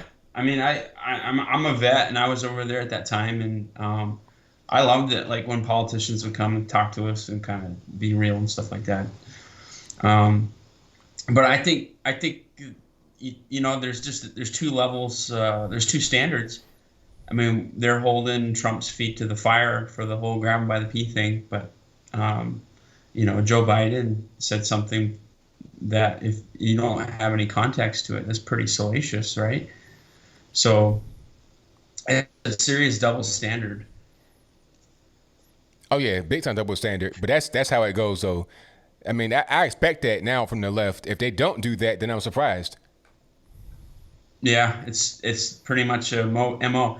So that kind of, when I watched the debate, I didn't quite see it as a F show so much. I saw it as like you ever seen a dad that is like going to court he's like in a custody battle with his wife, and the whole system is like really designed against him. And you Yeah. see someone completely exasperated and just looking for some sort of justice, and to drill some point home to say, no, I never called her that or whatever, like, and I just saw like, so I Googled, so you can look for the word Antifa and Trump in the same news, or excuse me, Antifa and Biden in the same news. He's never once said the word until tonight. That's the first time he's ever been on record saying the word Antifa. It just hasn't happened. Wow. And it was in the 23rd, Biden was up here I'm in the Seattle area, but he was up here doing some stumps, I guess, if you could call it that. But he was at a SEIU union, and someone asked him about Hunter Biden, and he completely blew up. That was like the only time he's ever been asked, and it was just by a civilian. So this is like his chance, Trump's chance to say, what about Hunter Biden? And I still remember, 2016, I was a delegate in 2016, but people trying to take Trump to task over his dad giving him a $1 million loan. I wish my dad could do that. I wish, the fortunate son and all that stuff. Well, how much tax did he pay on that $3.5 million sent to him from the Russian oligarch? And what has he turned $3.5 million into? Nothing.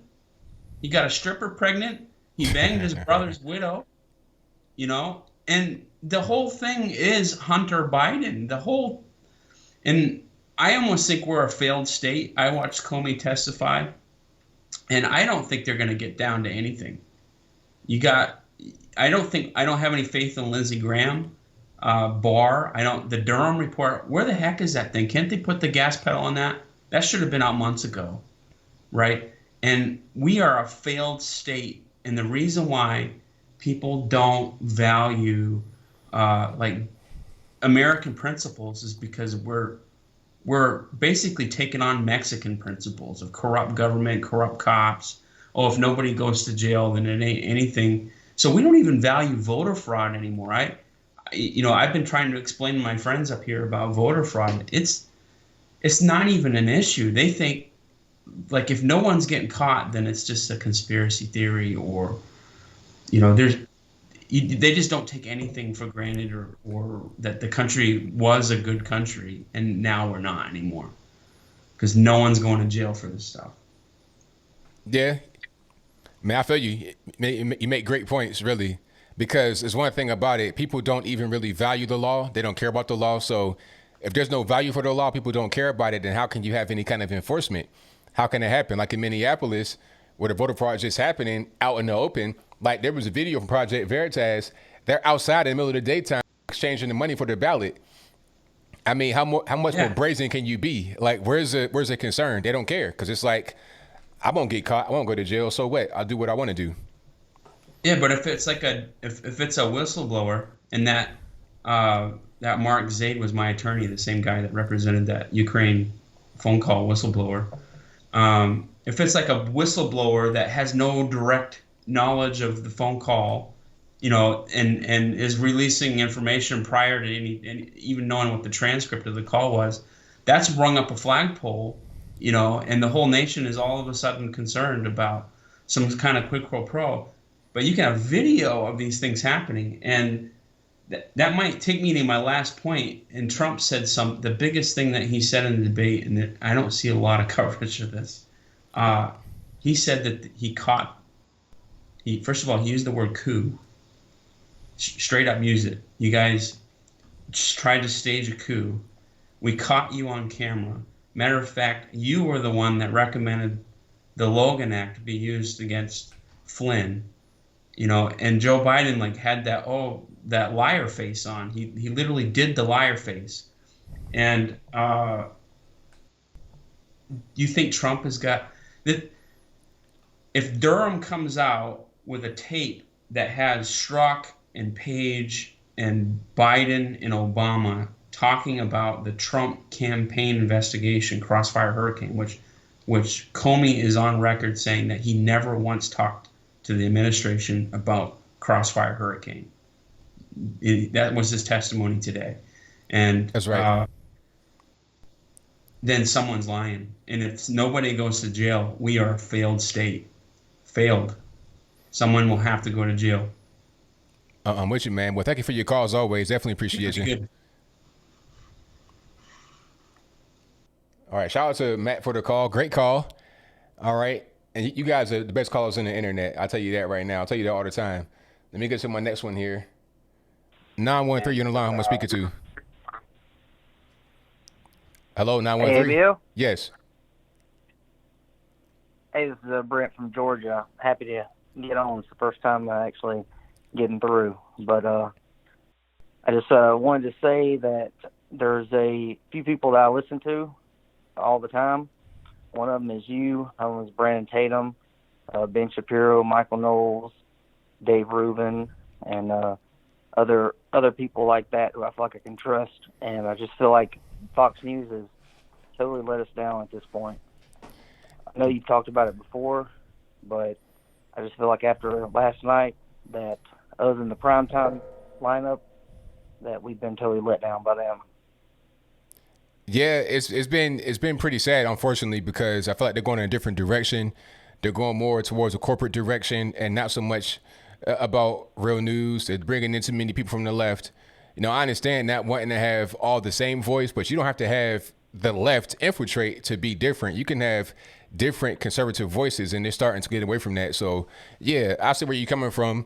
A lot of guys are just like yourself, starting to get away from that type of stuff and going more towards alternative media. I guess my biggest concern is that I just felt like that this was their chance last night. Like this was Trump's chance to finally get Biden and to have people put him on the record and have him actually be held accountable for all the things that he's been dodging. And Fox News was our one chance.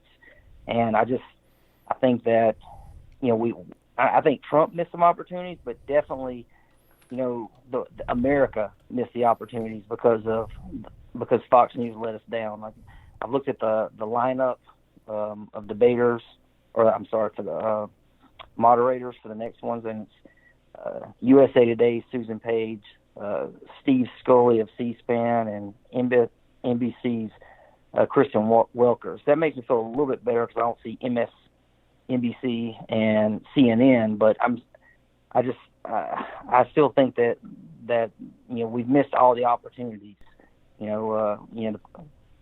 of actually being able to have somebody who would hold them accountable.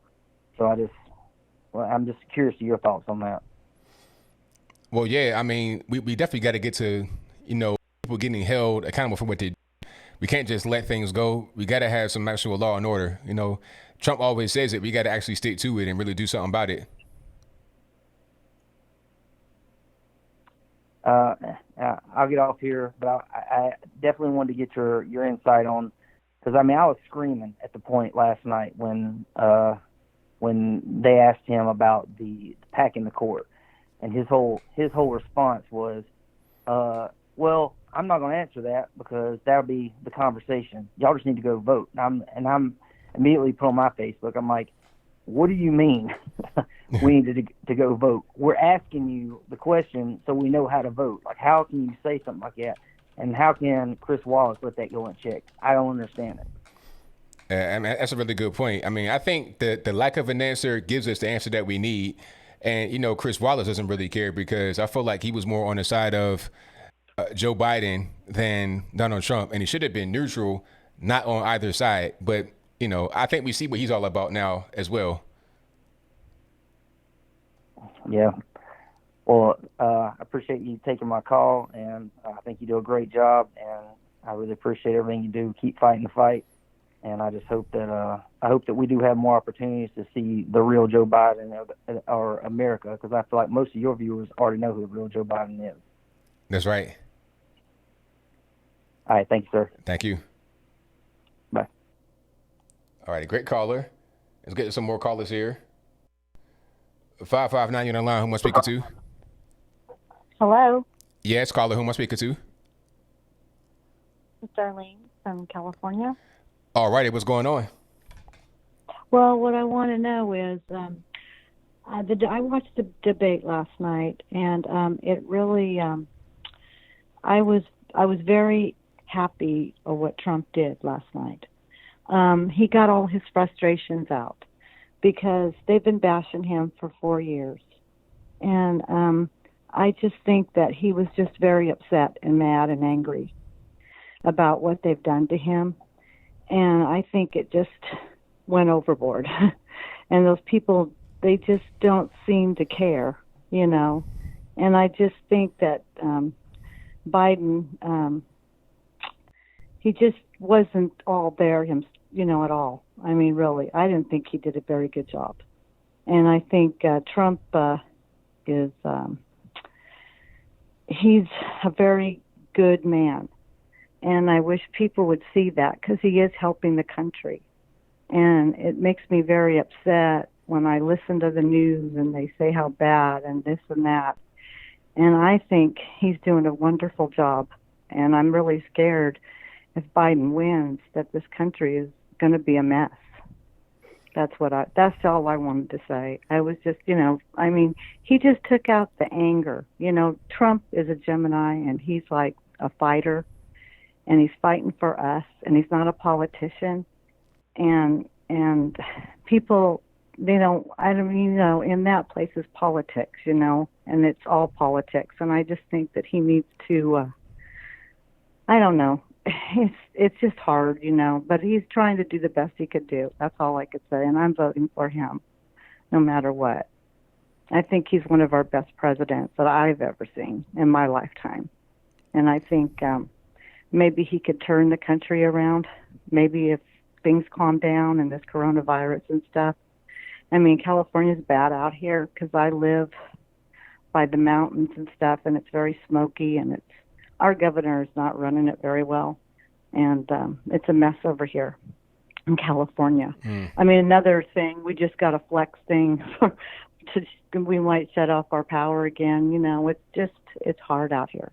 It really is. But I really like Trump a lot, and I just wanted, that's all I wanted to say. I just think it was I mean, Chris Wallace, for one thing, is biased towards Trump. And, you know, they just don't like each other. And I think in what I saw is that Chris Wallace, he's like, you know, he was arguing with Trump. Trump couldn't even have a chance to speak. And I just think the stuff that they put out there was all wrong. That's all.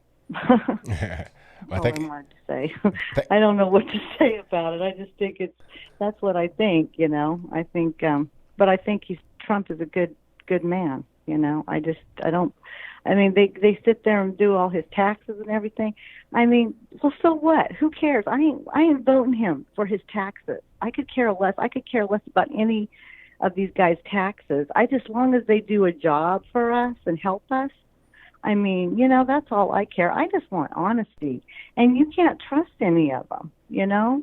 That's why a lot of people, my friends, are not even going to vote because they can't see anything. They think everybody's, you know, messed up. My sister won't even vote, and she's a Democrat.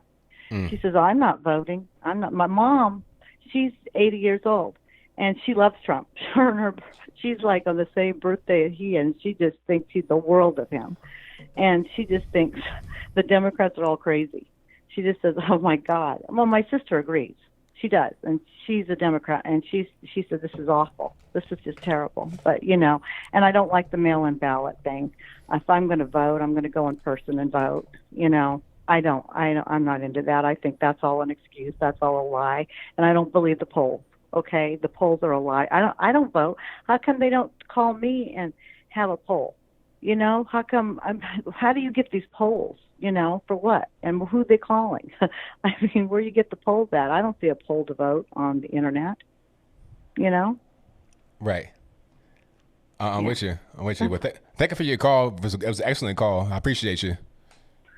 Okay. All right. Thank you very much. It's my first time calling, and I love what you're doing. Thank you so much, and keep up the good work. All right, now, thank And you. someday maybe you'll be president. Maybe you'll be president someday. You never know. You know, Anything can happen. You know what? Hey, yeah. Thank you so much for taking my call. Thank All you right. so much. Thank you. Bye-bye. Bye. All right, good call. Great call. Let's get to some more here. Okay. 256 on the line. Who am I speaking to? Hey, ABL, this is Don from Alabama. Just wanted to give you a call. All righty, man. What's going on? Oh, not much. Just got some information for you. I think we're going to wind up having some troubles down here in Alabama with some voter fraud issues. Oh, you think so? Yeah, I've got a friend working at the absentee ballot area right now, and I was warned not to mail the ballot from my local post office box or from my local post office. They've been having some issues with these being extremely delayed or not received, and some people who've actually requested absentee ballots not actually receiving them yet. And we don't know what's going on there, so I was advised to take my absentee ballot to the city in which will be hosting the election, main office, I guess it's our county seat. And I dropped that off there today, and they told me it would be 3 days before it could clear.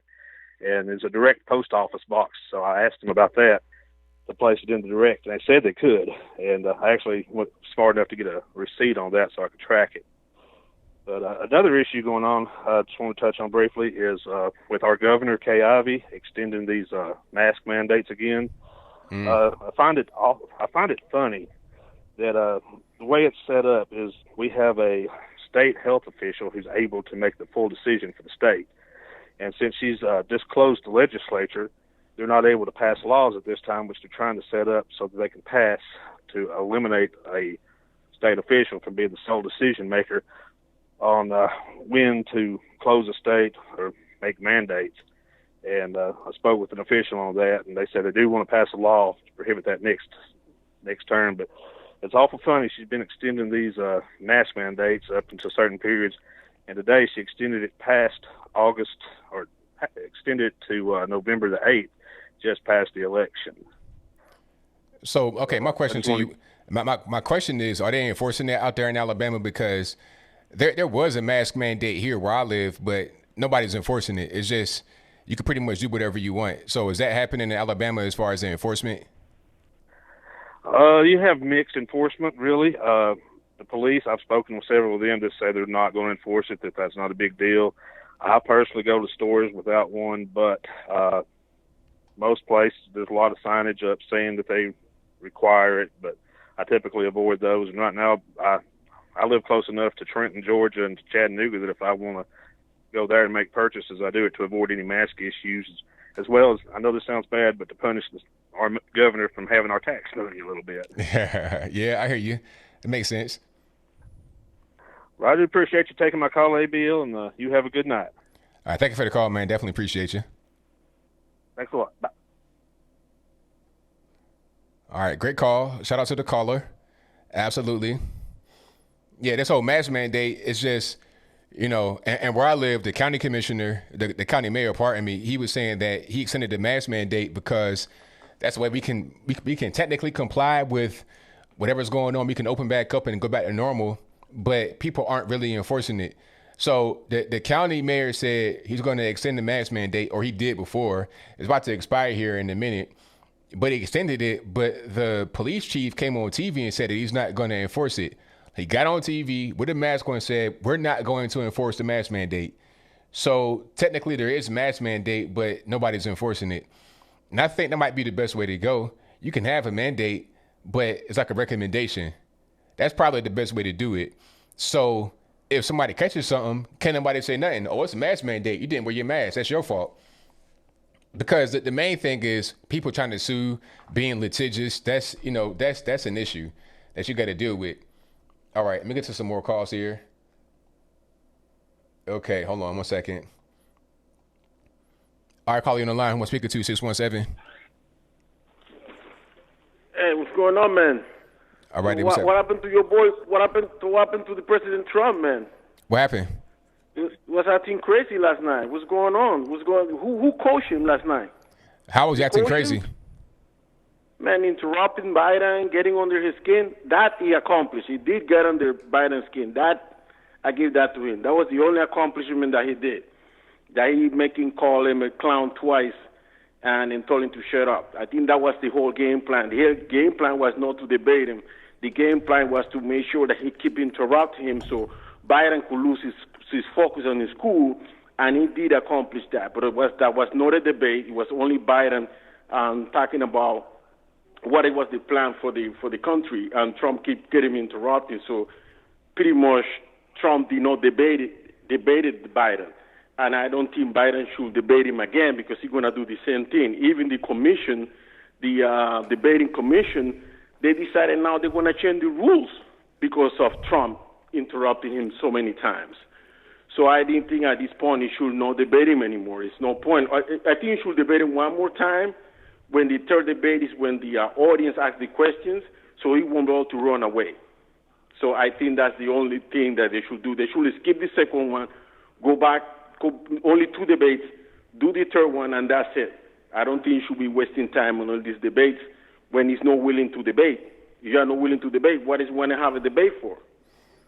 Okay, now Trump did debate. He was debating him on a lot of issues. He sure did. I think that Biden was one that was not debating. He was one that was pretty much reading his notes and giving them in-camera speeches rather than debating. So what's wrong with taking notes? Obama took notes. No, you weren't listening. No, sir. You talked for a while. Now I'm gonna talk.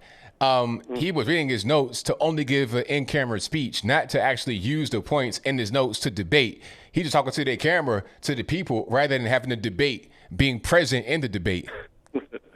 No. He took notes about what he was going to say. Like he took notes to give an in-camera speech. The first question what they asking is about Obama, about healthcare, and then Biden was talking about Obamacare, and then Trump interrupting, saying that Obamacare was for the left, and it was into socialized medicine. When Biden never say about socialized medicine, he say that he wants to have a public option where those who are very poor that don't have any money for insurance, those who are in Medicaid, could enroll in that program at no cost. But isn't that already Medicare? Well, what he wants to do, make sure that he control Medicare costs by enrolling into another program. Like there's a lot of people that should not be in Medicare, that they're making some okay money that they could go and buy from the private sector. They could be subsidized by the government. But you said very poor though. So which one is it? Well, that's what he said. He said those who are going to have income limitations for this new program we're planning to do. There's a lot of people that are Medicaid. They should not be in Medicaid. The reason they're Medicaid because let's say somebody makes $25,000 a year and they all of a sudden don't have insurance but had a stroke. Then they're enrolling on Medicaid without even checking his income ability to buy an insurance. Because the people wait until the last minute until they have an emergency to go to the emergency room, and then they need extra care that they have to stay in a hospital. The hospital like, okay, who's we gonna bill? So, I want to apply for Medicaid. That's what he was saying. But Trump keep interrupting it. That he was with a Bernie Sanders plan when he never said that. That was the first interruption, and then accidentally went to coronavirus because he keep interrupting him, and then he said that that Biden under Biden he killed 302,000 soldiers. That's not even true. No war in America. So how many died? How many died then? I don't know how many, but do you know what 302,000 soldiers died because he failed to provide care to the veterans? It's just not true.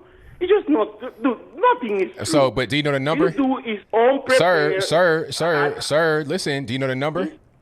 I don't know the number, but I know it's not. Okay, so you don't know. So I'm gonna talk. See, you're interrupting. You talk for a while, taking up all kind of time on the show. This ain't your show. You're interrupting, trying to talk about Trump interrupting, the irony. But anyway, if you don't know, then how do you know? You don't know. You don't have any kind of ballpark figure at all. I don't know, but I know it's not 302,000. Okay, all right. Soldiers died in 8 years that Obama was in office. So that's accurate. If in all the wars combined, No. But see, you're not listening. You're not listening to like the whole situation. Like, are they did they die in war or did they die from other reasons? Not having health care, not having access. That's different. That's different. That's not the same thing as dying in. I'm talking, so you can be quiet, interrupting again. Now, that ain't the same thing as dying in war. That's just not what was going on. So it is what it is. Okay, so that's not true. Then he went to the New Deal, the Green Deal, the New Deal. Well, number one, Biden is not even in Capitol Hill anymore. I don't know where this guy is getting like. He said first of all, the New Deal, the Green New Deal, it hasn't even been supported by the majority of Democrats in the House of Representatives. So why did Biden defend it? Biden did not defend that. He sure did. Yes, he did. Right there on stage. Yes, he did. True. Biden. You're lying. Look. Okay, that's not true. Number one, Biden defended when he was in the Obama administration. He said we should lower car emissions. He said we should lower certain fuel. He said we should lower these things that damage the environment. Biden left when in 2017? Oh, Biden left office. Okay. Biden has not been involved. Biden defended the Green New Deal on stage because Trump said something about it, and then Biden was like, no, that's not what the Green New Deal is. It's actually this. And then he said he doesn't support it. So I'm trying to figure out which one is right. You're going to defend the Green New Deal, try to like support it, and then you're going to say you don't support it. The Green New Deal, Green New Deal will be his deal because the left are going to dominate him. The followers will dominate him. They'll dominate him, and I'm talking, they'll dominate him. Whatever they say, he'll do. He's a puppet, an old puppet at that, a broke down old puppet. And then they're going to try to put in Kamala Harris if he was to succeed in winning, which he won't win, and then they'll push forward the Green New Deal and whatever else they want. Keep talking about climate change, all this, that, and the third is all the same thing. Okay, it came originally from Jill Stein in that party. Then AOC and them got it. Now just a general Democratic Party, they have it. They want to get back in the Paris Climate Accord and stuff like that. I'll give you the last word. Okay, that's your humble opinion. That means your opinion. All right. That's okay, last word. Come on, tighten up. Let's get to it. True. That's not true. All right. Not true. All right. So is that your last word? Okay, so the last word is yours is not true. Check out when Obama was in. All right. Thank you for the call. Thank you for your call. All righty. All right. Give him a little bit too much time. Let's get to the next call. Let's go. Nico, what's going on, man? They might get back in the Paris Climate Accord and stuff like that. I'll give you the last.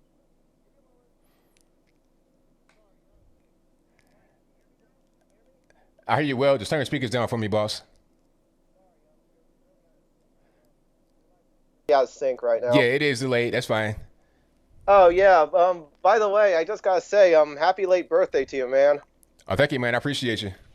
Oh, yeah. And by the way, my little brother is actually taking a liking to your show, and he actually wants to call in sometime.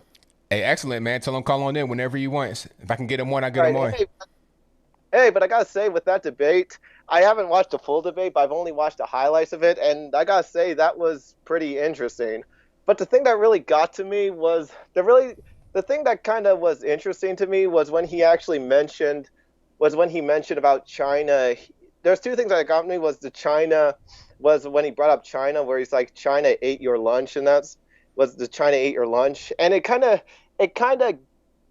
kind of interesting how the Democrats are actually sticking up for China, when they called Trump a dictator, they called Trump a white supremacist and that sort of stuff. And then all of a sudden you see China, which actually is an actual dictatorship. And then at the same time, they're actually more racist to black people than America at an extremely high level. Oh yeah, absolutely. You know, that's the whole projection thing. You're saying what others are doing, but really they're doing it. That's kind of how that goes. Hey, orange man bad, yellow man good. That's right. Yeah, and you know what? And then with the money, I'm always hearing about Trump, and then with the tax cuts and him being a millionaire and them attacking him for being a millionaire. I mean, with Trump, yeah, sure, he's actually richer than any of the wealthiest Democrats in power right now, but look at all the successes that Trump has under his name. The only difference is Trump actually did in the private sector, and he actually worked his wealth through his own merit, right? What is the achievements that the Democrats like Pelosi, Schumer, Biden, what's the success they had under their names after being in politics for half a decade? Even before politics, what have they achieved before then? getting that good government money, trying to figure out ways to get more of it, not actually producing anything or building anything. Yeah, and you know what? And it kind of gives a bit of perspective now, because I'm saying is that nowadays when you're gonna vote for a candidate, at least do a deep background check on what they've accomplished, rather than what race they are, rather than focusing on the glass ceiling they're gonna break. That's right, exactly. It should be merit based rather than just how you look and your appearance. Yeah, it's kind of like with all these attacks that are going on. It's kind of like baseball, metaphorically. You're not giving Trump the strike 3, you're giving him the ball 4. That was very good. I like that one. You're right. And I gotta say, I mean, actually, and have you ever heard what's going on in California right now? Yeah, with the fires and everything. Yeah, but not just with the fires, but the land that my mom actually bought some land in Napa lately, and the land, it turns out, is gone. Now, it's burned, but can she still own it? Like, can she still recultivate it? Like, what's going on with the land? Well, it's bare, it's burned to the ground, but the good news was she hasn't actually developed anything on it at the moment, so she dodged a bullet right there. Yeah, that's good, because she could have started working on something and put some money into it, and then that process would have been gone. So it's fortunate that she didn't have anything there, but it's unfortunate you got fires going on at all. Yeah, and even in California right now, I know that in New York, in West New York, it's probably hitting winter, but here in California, it's actually at 90s to 100 degrees. Oh, wow. And it's almost in October, it's right around the corner. Could you believe it? That's crazy. Yeah, that'll be tomorrow when October hits. Yeah, and one more thing before I actually head out. With California, even though it's a deep red state, I want to actually give you some hindsight. Did you hear about when Trump actually landed in Sacramento? No, I didn't hear about that. When Trump landed in Sacramento, the rallies of all the California rallies, they were actually packed to the brim lately. And then you saw a lot of small protesters, and one of them actually tried to jump on a police car.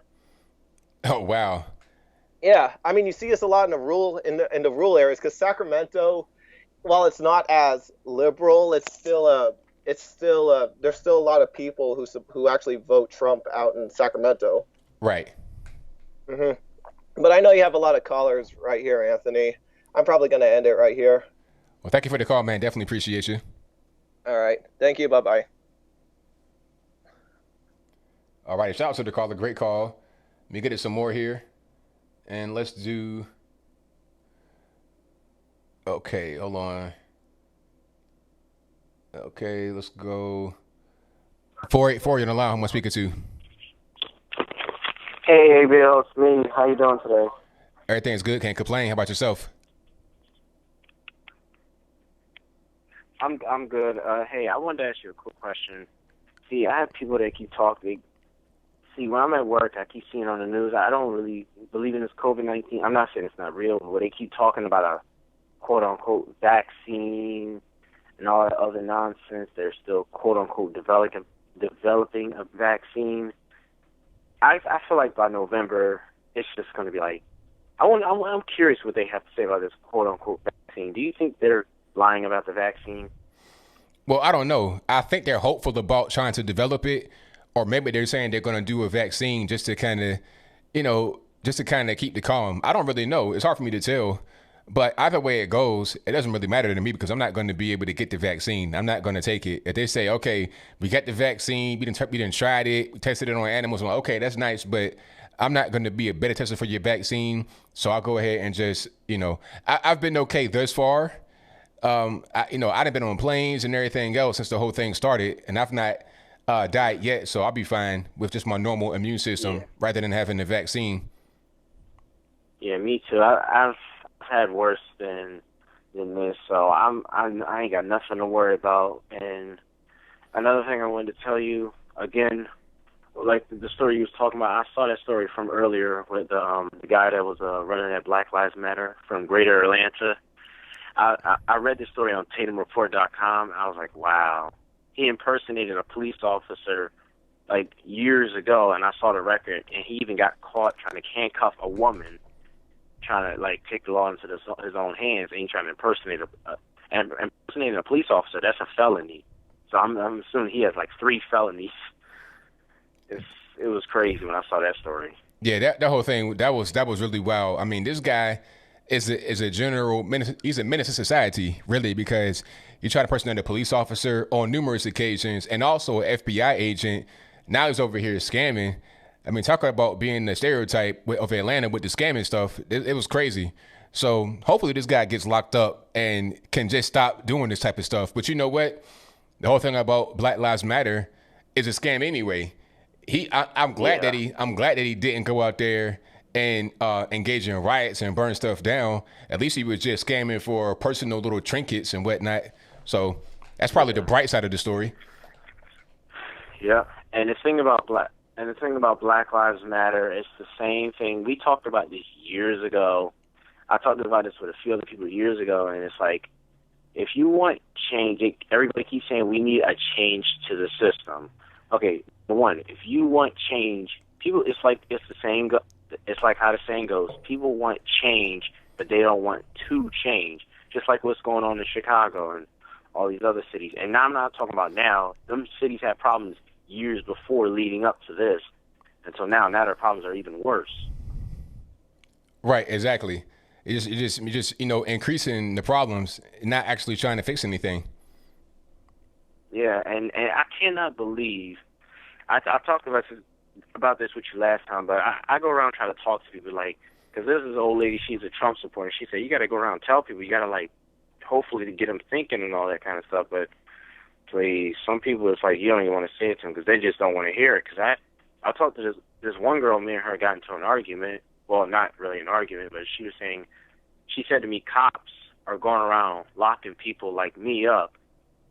Like she was black and I'm black too. She's like, cops are going around locking people like me up. She said, the next time you get in trouble with a cop, don't be crying when they lock you up for something you didn't do. I said, number one, I'd rather trust the police. I trust the police more than I trust some of these goons that run around on the streets. I'm not scared of cops. I'm scared of these goons out here. I don't have to look over my shoulder when there's cops around. I have to look over my shoulder when there's some crazy nut out in the street that's not in his right state of mind. That's right. Exactly. That's the main thing. I'm not worried about in reality, black folks are not worried about the police. We're not afraid of the police. That's just not even really a real thing. That's something on the internet. That's something in popular culture and music and stuff like that. But once you're out there on the ground, it's not even a real issue. Exactly.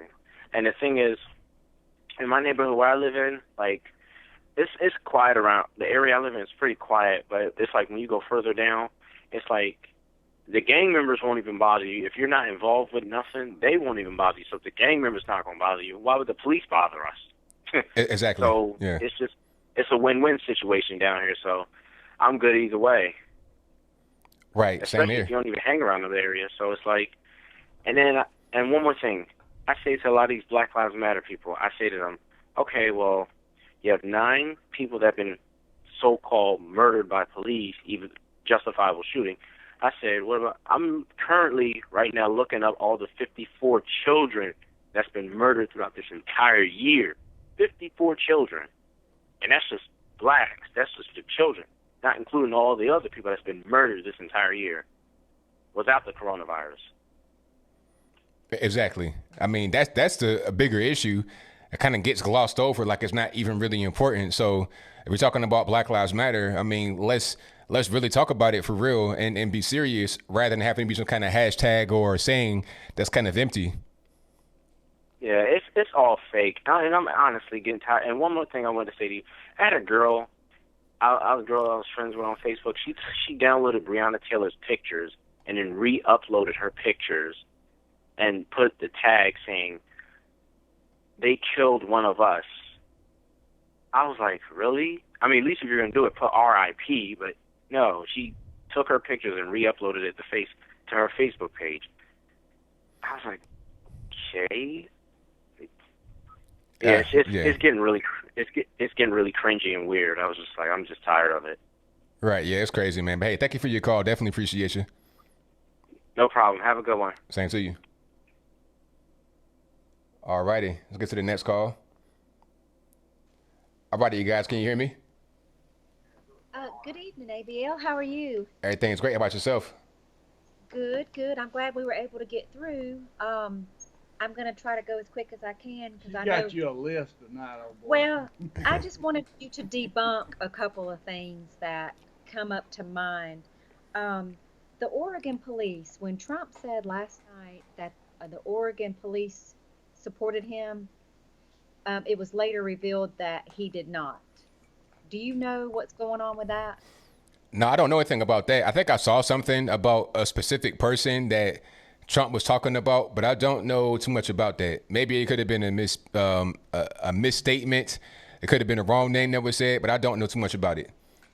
Okay, and the other thing is the jobs. When Biden was talking about more jobs were created during Obama's administration, I just don't see that. Well, I don't know about the number of jobs, but the thing is, the economy was depressed for a very long time. It was a slow recovery. So it's like, okay, if you keep the jobs at a very low level, if you have a very low amount of jobs that are created in your administration, and then towards the end, you start to actually create jobs, then that's kind of a misleading way of looking at it. They're trying to act like, oh, we just kept making jobs and it was a bountiful time throughout the entire presidency. That's not the case. That's exactly what I was thinking. And then I really wished Trump could have hit home the debacle with the swine flu. He did bring it up. But isn't it true that Biden kind of quit testing? And then when Ebola hit, they depleted a lot of our supplies during that disease. Well, yeah, they didn't replenish any of the supplies they needed to replenish. They kind of just let things go away, and it wasn't really a serious thing. When swine flu hit, it's just like whatever.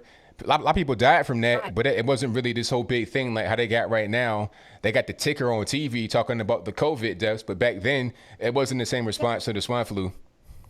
Yeah, and they didn't even keep up with numbers to where it's like, because the news ignored it, America really didn't know what was going on. And I actually met someone that had the swine flu that was on a ventilator for about a month. And one more thing, Kamala Harris, was she on TV several months ago speaking about the riots needing to continue and how to get these protesters out of jail to post their bail? Now, I don't know about her saying that the riots need to continue. I don't know if she said that specifically, but she did post a link to her Twitter page, which was a link to a fund to get people bailed out of jail that had been involved in the riots. She did post that. I saw it with my own two eyes right when she posted it. And I think it was called the Minneapolis Relief Fund or something like that. It was Minneapolis people. So she did do that right on their Twitter page. So that was a fact. Okay. Well, I just thought I could bring up some things to kind of, if anyone's listening that isn't sure of the truth, I felt like maybe you would have the information that they needed to hear. Oh, yeah, it makes sense to me. I appreciate that for sure. Oh, you're welcome. David, do you want to say hello? I'm good, bud. Okay. And I just really hope that we can press on. There's a difference between the absentee ballots and that you have to request that are legitimate versus just this broad mail-out voting. So. Exactly. 100%. Okay. Thank you for the call. Thank y'all. Appreciate y'all. Bye. All righty. Great call. And let's get to some more calls here. The number to call 434-658-1220. Like the video if you have not liked it yet, and also go ahead and subscribe to the channel. When you subscribe, click the bell as well. If you click the bell, you get notified whenever I go live and or post a new video. Let's get to the next call. Victor, what's going on? Hey, thanks for taking my call. And no problem, man. What's going on? Nothing much, man. In your video about the cowboy, you remember you talked about how kids' lives matters and the cops are there to help save a lot of kids' lives. That's right. Yeah, so a prime example is a kid. Well, he's 17. I think he's 17 now, or maybe 19. His name is Lil John 2 times, or used to be called Lil John Mr. GDK. If people don't know about him, when he was 13, he was part of the drill rap, and he put out a diss song. Hold on. Before you do that, GDK, is that Gangster Disciple Killer? Yes, exactly. Okay, got you. Yeah, and this is when drill rap was becoming big, and what's crazy about Lil Jon, that he was 13 at the time, that put out a music video dissing Gangster Disciples with a gun, making a music video at a school. And what happened is that the cops got word that the Gangster Disciples was going to murder him and the other kids that was in that music video. Wow. And when they got that, they transported him to another school in the suburbs. Wow. Okay, so they moved the guy, the GDK guy that was in the video making the threats with a gun at a school to a suburban school.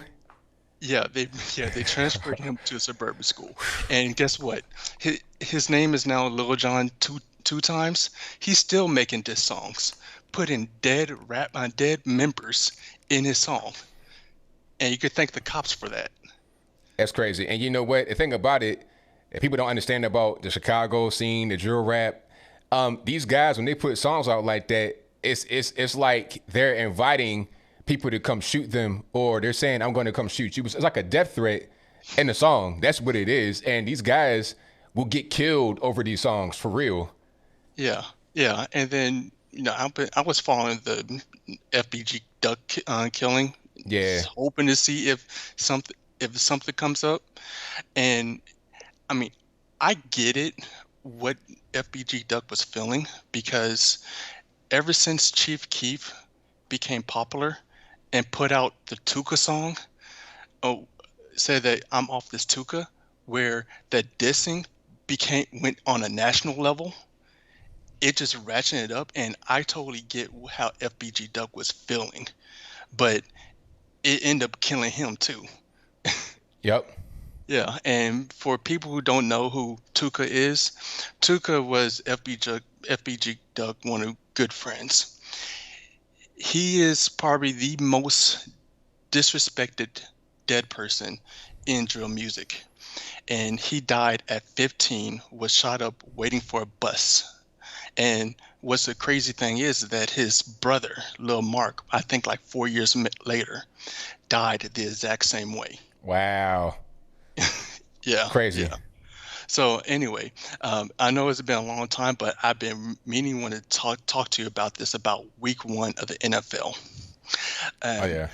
Yeah. The Pittsburgh Steelers talked to a mother of a son named Antoine Rose.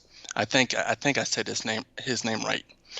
That they're going to put his name on their helmet. Well, Alejandro Villanueva decided not to, and then after the game, Mark Palsy said that he's not going to do it, and got the mother mad. Reason why? Because they didn't even know the backstory behind him. What happened is that Antoine Rose was shot in the back because he was running from the cops. But however, what they didn't know, that he was part of a drive-by shooting, that the cops pulled over, and they found him with a gun in the car, and they took off running. Wow. Wow. Yeah. So also with Cam Newton, okay, this is before the first game. They asked a question about Cam Newton that they didn't think that him and Bill Belichick was going to work together. Found out that it was working. And Cam Newton said that, well, I think reason why that people say that because I'm a black quarterback. However, guess who was the first person who doubted it? Cam Newton himself. And he said it on Odell Beckham podcast with Victor Cruz. Wow. So you want to claim this whole race thing, but he doubted it himself. So it's like, come on, man, stop it. Like, let's not even. Why make up lies? What's the purpose, man? Stop all this victimhood stuff, man. Like, really. Exactly. So, and the last one I want to talk about is Russell Wilson. At his week 1 after the game interview, he said that he hopes that his daughter will grow up just like Breonna Taylor. Wait, hold on. Wait. Who said this? Russell Wilson? Yeah. Oh my, Russell. Oh man, this is crazy. Okay, first of all, let's talk about Russell Wilson right quick. Russell Wilson from Virginia. I know his family. His dad was like the administrator at Norfolk State University. You're talking about a whole college administrator. This guy, he comes from a great family. You want your daughter to be a thug missus, a dope girl, harboring fugitives, running from the law, dead bodies in the car? That's what you want, really? A ride or die who gets shot because her boyfriend shoots the police and uses her as a human shield? Yo, that's crazy. I mean, I don't know what Sierra got going on, but she put something in his head that ain't really the way, it ain't really right. Yeah, man. I mean, that's what happens when you just don't know the facts. I mean, they probably just know that, oh, she's about to be an EMT. But I mean, dude, she's a victim of her decisions. She was the one that dated the drug dealer. On top of that, she put her boyfriend in danger because, and New York Times was the only one that said this, reason they weren't afraid that it wasn't the cops. They thought that it was her ex-boyfriend knocking, and they were afraid. Come on. And I kind of feel that kind of bit because I was kind of in a similar situation. But no, you weren't in the same situation because you're not out there slanging no drugs or nothing like that. See, the boyfriend wouldn't even be a problem. See, you got a dangerous ex-boyfriends out there selling drugs, and y'all doing the same thing, and there might be some conflict because of the kind of life that you're in. That's the main thing. If y'all not involved with the life and the exes ain't involved with the life, then it ain't nothing to be worried about. Now, if you just got a crazy person that's on the outside, that's something different. But you guys are involved with the life. That's the bigger issue. Yeah, but what I was saying is that with me, because I had a girlfriend at one point where I didn't know too much information about her past until I caught her talking to her ex-boyfriend. No, okay. And found out that ex-boyfriend is a drug dealer. Yeah. Yeah. And she ended up breaking up with me and went back to him. And I kind of let's just say that I'm glad that nothing went south with me. Definitely, man. Yeah. Anyway, thanks for taking my call. Thank you for the call, man. Definitely appreciate you. All right. Bye. All right, great call from my man Victor. Excellent call. Yeah. And what you don't want to do with are women or men. So I'm not sexist here, but if you're dealing with somebody and they got a crazy past, and that past is like right there, like let's say for example, you meet a young lady, right? Talking to the men here, you meet a young lady, right? And she, she's nice, she's cool or whatever. You get to talking to her, and she said, hey, I got an ex-boyfriend, he's in jail. See, man, that's a red flag right there. Ex-boyfriend in jail. How long is he in there? What did he do? Like, I want to know more about the whole situation. Is he going to come home soon? Why is he in jail? What's going on? And they got kids together, just go ahead and get on out. The SpongeBob meme, I'm going to head on out, do that.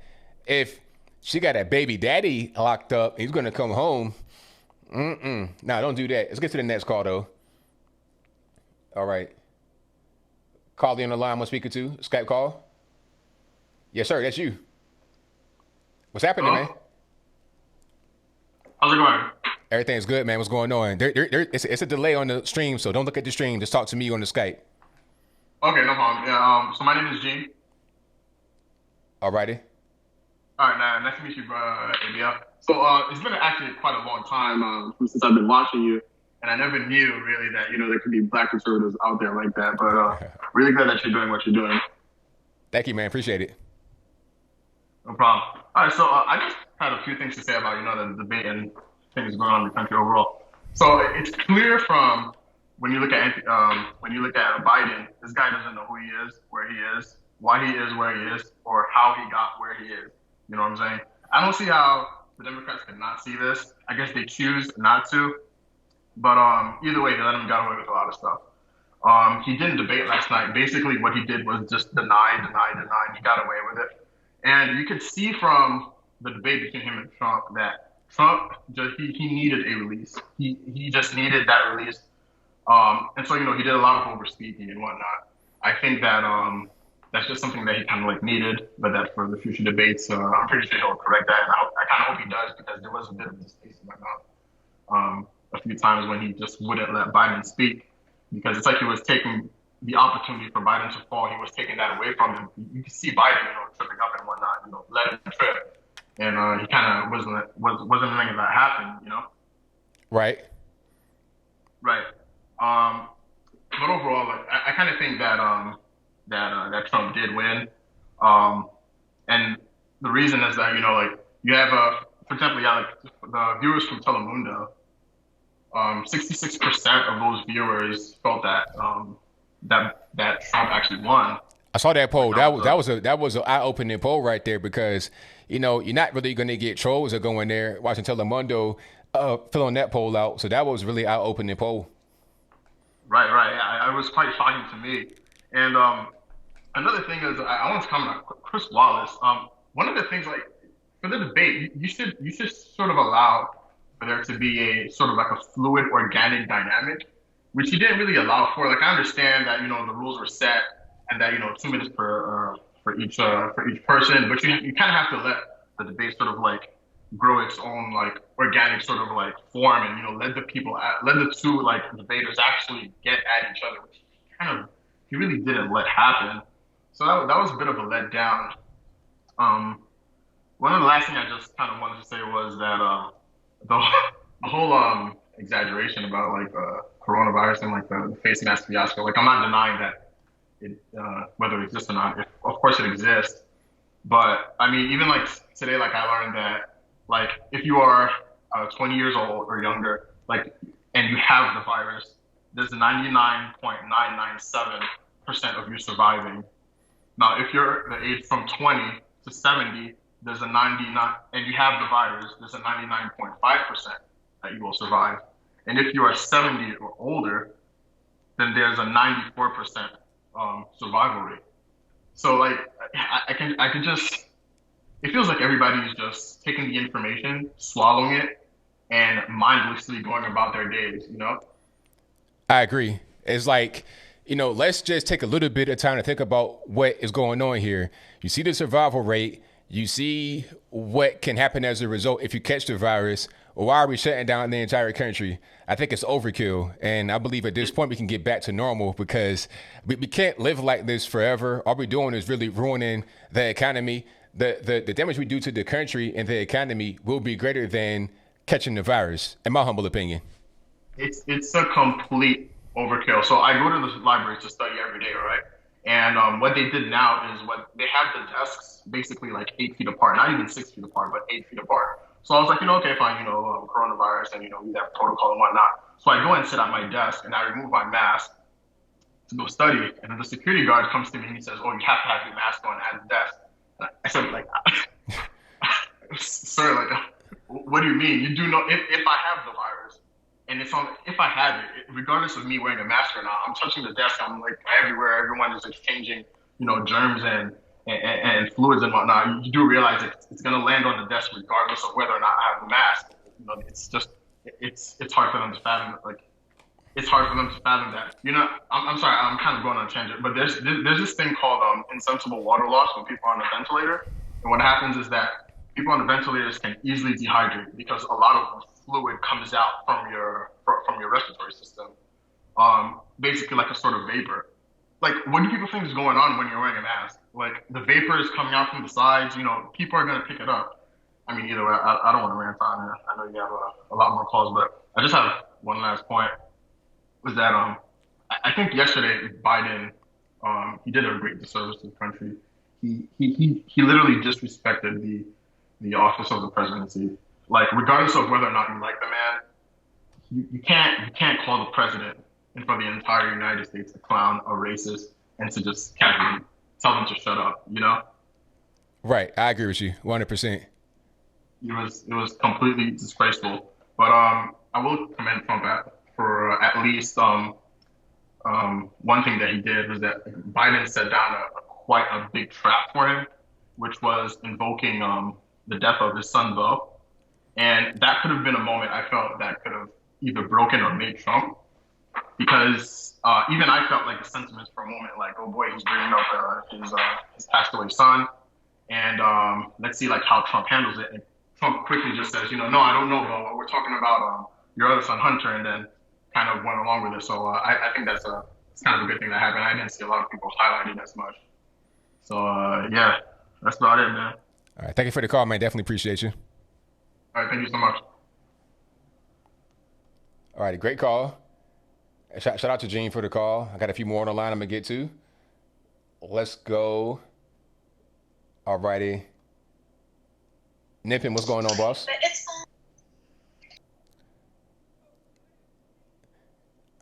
All righty, Nippin, what's happening? Oh, no, it's all good, man. It's all right. What's happening?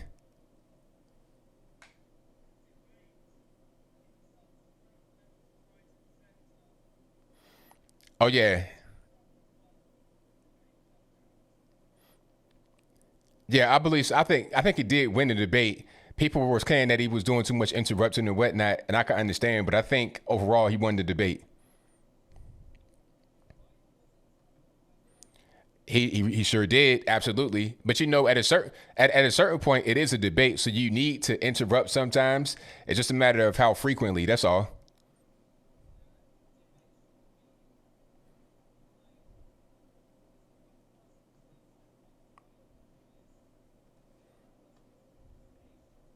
Mm-hmm.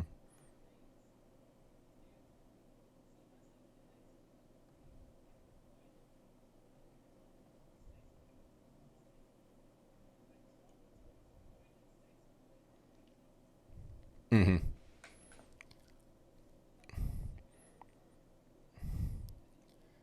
Oh, it's my fault. Hold on, because I had you muted by accident. That's my fault. Okay, but you good now though. Okay, did you hear what I said? So I heard what you said, but to the callers that could not hear you, you were saying that that the debates just should take turns. It shouldn't just be a lot of interrupting and whatnot. Yeah, that's true. So yeah, Minneapolis voter fraud. Oh my God, has Trump? Sorry, not Trump. Has Biden done it again? Biden, as far as what? Biden voter fraud. Well, there was some voter fraud happening all over the country. Definitely Minneapolis, where they caught some people doing some voter fraud, and Biden was trying to act like it wasn't really happening. Yeah, typical Democrats. Right, of course. By the way, how comes no one can see my video? It's messing up right now at the moment, but keep on going. Okay. Yeah. Anyway, so yeah, Trump allegedly paying only $750 in taxes. Oh my God. Yeah, I mean that whole thing, people just don't really understand about what taxes are, and I think the New York Times are playing upon that. They know that people are kind of ignorant to tax law, and they just want to put out some clickbait stuff that's not true. Of course, here's a message to the Democrats: Trump will show his tax returns if Biden shows his horrific record on civil rights. Right? How about that? Yeah. Let's do that. Do we have a deal? Oh wait, no, we don't, because Democrats don't do that. Right. And I honestly see Trump retaining all the states he won in 2016, I see him winning all of Maine, picking up what do you call it? Minnesota, possibly Oregon. I see him winning by at least 360 electoral college votes. Well, it's going to be ugly. Yeah, I think it will be like that because I don't really see how it can be anything else. Yeah, that's true, man. Yeah, this is what I see happening. Let me just split the screen with. Let me just share the screen. It's start sharing. Yeah, look, this is how it. Can you see the screen, ABL? No. Oh. Yeah, don't worry about doing that right now because it's gonna take you a while. We kind of on the air. Yeah. But what I was trying to show you was that how the electoral college map could look come November. I was trying to show you an interactive map on 270 to win. I'm pretty sure you know what that is, right? Oh, yeah, the electoral votes. And they're saying that there might be a delay as far as the votes because they got to count them. But as long as you're able to get to 270, it doesn't really matter. Even if there's some states that have to be delayed to count them, once you get to 270, it's over with. So, I don't know much about this, but what happens if it ends in 269, like in a deadlock? Well, I don't think that's possible. Really? Yeah, I don't think so. It happened back in 1876, in which it was Rutherford B. Hayes versus Samuel Tilden, in which I think back then it was 184. They both received 184 electoral college votes, and it all went to the Supreme Court. Okay. Well, Do you get it now? Yeah, I see what you're saying, but I don't know how they're gonna handle it. But I hope that everything goes smoothly and we don't have to go down that road. I think that we'll get enough electoral votes to even avoid the whole situation. I hope so. I hope it doesn't turn into a, what do you call it? Some kind of bad situation with the Supreme Court. Like 1876, like 2000. I hope it doesn't become like any of those scenarios. Right. Somebody says we didn't have many states in 1876. It went 50 states. So we have more states now than we did in 1876. So I think it's a different situation. But that's a very good point. Right. But I got a few more calls on the line, Nippin, so I'm going to go ahead and get to them here. It was nice catching up with you, ABL. Oh, definitely, Nippin. Appreciate you, man. I shall speak to you on Sunday. All right. Sunday, my time. Sunday, your time. Saturday, my time. I got you, boss. Yeah, I'll speak to you then. All right. Now, take care. Peace. All righty. Nippin with the call. Thank you, Nippin, for the call. Coming all the way from the UK. It's like, old dark 30 over there right now. So shout out to him. And let's get to the next call. Let's go. All right. 352, you on the line. Who am I speaking to? Hi, this is Debbie in Florida. All righty. What's going on? Well, I was wanting to talk about the mail-in ballots. My sister and her husband both received mail-in ballots for the primary and now for the general election, and they never requested them. They never asked for them. They took them when they went to vote in the primary, and the volunteer told them that they had requested them back on December the 18th. And Melba, my sister, told her, she said, that's impossible. We were in Australia for the entire month of December. Wow. And on these, there's more. On the return envelopes, there is a code on the outside of the return envelope for the ballot. One starts with R and a number. The other one starts with a D and a number. Now, what do you reckon that R and D stands for? The crazy thing is my sister is a Democrat on paper, but she is a huge supporter of President Trump.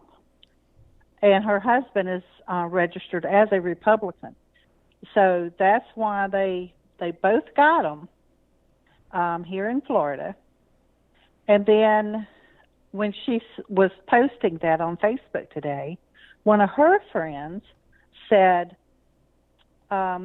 Wendy received one. Can you believe that? Mm. And Wendy is this lady's daughter. She died in a car crash 4 years ago. Wow. I'm not making this stuff up. Another one of her friends on Facebook posted that her husband, and I'm sorry, I can't remember the name right now, what her husband's name was. But anyway, she said he received a mail-in ballot. She said, first of all, he would never vote for Biden. Second of all, he has been gone, has died 11 years ago. Mm. All you got to do is fill out that ballot, stuff it in the envelope, send it in. That's not right. Yeah, I definitely agree. It's not right, and I've seen that a lot. One person I played I didn't play a video. I just showed a picture earlier. Somebody in D.C. They live in an apartment and they got 6 mail-in ballots sent to them from people that don't live there anymore. One person had been gone for 6 years from that particular place. So this is definitely going to be a problem. I swear, I am not making any of this stuff up. And there is a friend of mine, now I'm in Florida, she is in North Carolina. She received a mail-in ballot for another person that was listed at her address, which is exactly what you were just saying. Yeah. All she'd have to do is fill it out, stuff it in the envelope, and mail it in. That's it. It's scary. It is very scary. There has got to be some way that they can invalidate and block these just mail-in ballots from being counted. It's outrageous. And especially with a number on the outside of the envelope that one starts with an R and one starts with a D, I mean, they can just sort them away and have them a nice bonfire with the ones that have an R on them and count the ones, with the D. That's right. Absolutely. It's just insane. It's very scary that the elections have gotten to this point. I agree. Absolutely. All right. That was it. Thank you. And I enjoy listening to you, and take care. Thank you for your call. Definitely appreciate you. Okay. Bye.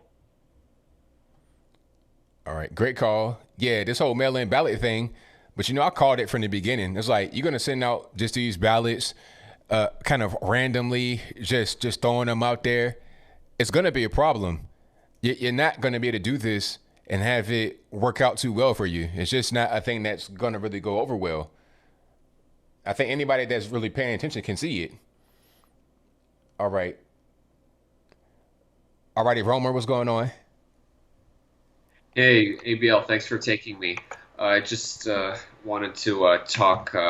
Most people are talking about the first debate, so I just wanted to give my 2 cents on it. And my God, you had a more positive outlook on it, but just watching the whole 90 minutes on it, I was frustrated the whole way. Not because of what Trump was doing, because what Trump was doing was understandable, as he was pretty much debating 2 people instead of 1. That's right. Yeah, so I'm Trump is trying to make a point, and the reason why why it looked like he was going off on a tangent was because he was trying to explain the double standards that Chris Wallace was trying to put in by asking him such obviously biased questions. And honestly irrelevant questions in the long run. I mean, who wants to know about somebody's tax return? That's not going to impact the economy as a whole, is it? No, it's not. It's like a personal kind of attack. That's something that Trump should talk about as far as talking to Joe Biden. It shouldn't be coming from the moderator. Exactly. That's the thing. It's like the moderator is speaking for Biden, and that's not the job. The job is for the moderator to control what both sides are saying, not just one side. Otherwise, there's obvious bias. But of course, I mean, Chris Wallace has been a Democrat for many years. There's no hiding it. Everybody knows that he was siding with Biden the whole time.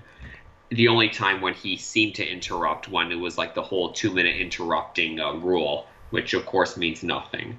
And then the next thing I wanted to, I feel like there's a pattern going on. Like, you notice how, like, in the 2016 debate where Trump seemed to have flubbed against Hillary Clinton as well in the first debate, but then he got better in the next two debates. I feel like maybe I'm alone in this, but I feel like this could be another pattern which could be happening again. What do you think about that? I mean, maybe so. I think he did well in all the debates, but I think he could just improve. Like I was saying before. I've been on debates a lot on TV, and the producers ask you to interrupt. They say interrupt, jump in whenever you want, and that's kind of how it goes. But you got to kind of do it in a measured way. You can't constantly interrupt because it makes for a bad debate. You can't hear either side. So you interrupt you do it in moderation. So next debate, he'll interrupt still, Trump that is, but do it a little bit less, and he'll be perfectly fine. One adjustment, he'll be fine. He had everything else right. He was on point with what he was saying, talking about Hunter Biden and all these things. Make a small adjustment, you'll be just fine. Right. Here's the problem, though. Like, all that is supposed to be the moderator's job, and that's where Chris Wallace failed miserably, especially with trying to control that when he was the one who himself stated this is an open discussion. There won't be like, feel free to jump in, and then he brings this up. I mean, like, it might as well have been a debate moderated by CNN, but it was just Fox in name, so to speak. Yeah, that's a good point. Right. So, I mean, like, what do you think's going to happen with C-SPAN since they're a more neutral source? I'm not really sure. It all depends on who the moderator is, really, because they are more neutral, but sometimes you can have a non-neutral person on a neutral place, or they may become non-neutral at a particular point. So I don't really know what's going to happen, but I think that they're going to try whatever they can to remain neutral, because that's part of the whole thing. They have a reputation of being neutral, so they can't really damage that. They'll rather keep their reputation rather than try to attack Trump. Right, and that's where I'm kind of a little bit scared for the third debate, because it's going to be hosted by MSNBC, and that's where I fear it could be as bad as Chris Wallace. But I mean, at this point, I think I think this was a test for Trump to see, like, how it was going to happen, because just like how they had to prepare with Hillary with her supposed Parkinson's disease, there was, like, it's going to be worse for Biden because he has dementia. The only thing they could do is slow down his dementia by giving some drugs which can alter some of the neurotransmitter release in his brain. But I mean, how long could that last for? I mean, 90 minutes? It's possible, but I wouldn't count on it. Right. Good point. Right. So those are the main things, and then let's see what else. Yeah, that's pretty much it for now. Just wanted to cover that with the first debate. Hopefully the next two debates will go well. I already know, like, what's going to happen between Pence and Harris. It's going to be an obvious win for Pence because Kamala has nothing to back up her stances for. That's right, man. Right on point. Thank you for your call. Definitely appreciate you. All right, thanks for taking me on. Take care. All righty, great call. Shout out to all the callers tonight. You guys have been fantastic. If you're enjoying the calls, if you're enjoying the show, give me a like on the video, hit that thumbs up button, make that gray thumbs up blue. And if you're not subscribed yet, go ahead and subscribe right now and click that bell to get notified whenever I go live and/or post a new video. If you're listening on your favorite audio streaming platform, whether it be Apple iTunes, Spotify, Google Play, Stitcher, wherever you are, give me a 5-star rating, give me a review, do whatever you can, share it, all that good stuff. Subscribe to me over there, and I'd appreciate you very much. 860, you're on the line. Who am I speaking to? Hey, ABL, it's Sonia. Figured if Ivan got through, I had to keep on trying. Well, I'm glad you're on. So how's everything going? Everything's okay. This debate, oh my goodness. I was thinking about how the disconnect between us Trump supporters and everybody else, if all they ever see is the mainstream media, is that same old line that Trump is a racist. They never get beyond that, and it was more apparent after this debate when all everybody kept talking about was that comment about the Proud Boys, which I don't know why that's synonymous with KKK, but that's like the biggest thing they could keep harping on. You know, they think he's a racist, and that's that, you know? Yeah, it's all they can do all the time. They keep trying to say he's racist, and they keep asking the question about white supremacists over and over and over again. They don't ask Biden about that, although we know that there is some racists on that side, as well as it's racists everywhere. They exist. So why is it always a one-sided question that they've been asking them for every day almost for the past 4 years? Yeah, and they always think that he's racist because of how he says things, but they totally overlook Biden for the actual things that he says that sound, you know, racist, you know, clear as day, you know. It's not even how he's expressing himself, it's actual things that he said. And let's just pretend both men were racist. Who has the policies behind him? Obviously, it's Trump. You know, he's the one that's put things in place that have benefited people of color. But unfortunately, if nobody knows that and nobody does their own research and they don't get their head out of the sand, they will never know any of that because the debate's not going to tell you, you know? That's right. That's just not going to inform the people. It's unfortunate because he's done so much. Now, do you think that Biden had an earpiece while he was debating? And I wasn't sure if he was reading from a teleprompter, if they both had access to that. It seemed like Trump was talking off the cuff and Biden was reading. Yeah, I'm not really sure about the teleprompter or what, or any kind of earpiece. It could have been the earpiece because I think Trump's campaign wanted to get an ear inspection to see if there's any kind of device in there. And then I saw some kind of wire. I don't know what that was. I have no idea what that was. It could have been anything. But it's possible because, but, you know, I do know one thing. I know that Biden had some written statements that he was reading for sure. And he was pretty much just reading that, looking into the camera and talking, giving a direct to the camera speech rather than debating. If you had an earpiece, if you had a teleprompter, it really didn't work too much in the debate, part of the debate, because when Trump was going at him, it was like he was a little kid trying to escape from his big brother getting punched in the head. So he did not do too well if he had any kind of assistance. Well, I'll give Biden one thing. He came off better on this debate than he does in any of the interviews he's had until now. He wasn't asleep. He wasn't as confused. It was like they prepped him really good or they gave him something before the thing. But do you agree that this is the best he's ever looked in anything he's done? He probably looked a little bit better, but at the same time, he did not look very well because, you know, you see Trump on stage. I mean, compared to the other things, you know, where he stumbles and completely loses track, he seemed more together in this and all of those. A little bit, maybe a little bit, but he still has some stumbling moments. I'll tell you what, though, I was kind of surprised he was able to stand up for that long and not totally fall over because they were saying that they might want some breaks. Each like what 2 breaks after each 30 minutes. So a half hour in, take a break, an hour in, take a break, and then 90 minutes you're done. But he didn't take any breaks. I think towards the end, the gas tank was pretty much on E. He's getting ready to go ahead and stop on the side of the road, but he was able to make it. So I was kind of surprised he was able to make it. Yeah, and then the thing is, you know, they both did their fare of petty. They both interrupted each other. There was a lot of talking over, just like The View. And but only Trump gets you know, railed about, you know, that kind of stuff, even though Biden was doing it as well. And as far as the moderator is concerned, since it's clear that they can't be unbiased, this guy worked for Fox, and he was favoring Biden the whole time. I think that they should just cut through the chase, and instead of having someone who will pretend to be fair, just get their own moderator. And you know, this guy's got Trump's back, and you know, this guy's got Biden's back. They each have their set of questions, and they go at it, and they get that time equally. What do you think about that? That's a good point. Like, have one moderator for half of the show, the other one for the other half of the show, and toss a coin at the beginning and say who goes first. Toss a coin. Because who picks these questions that Chris Wallace was asking? Who gets to pick them? I don't think it's either one of them. I think it's up to whoever is hosting the debate. That'd probably be Fox News.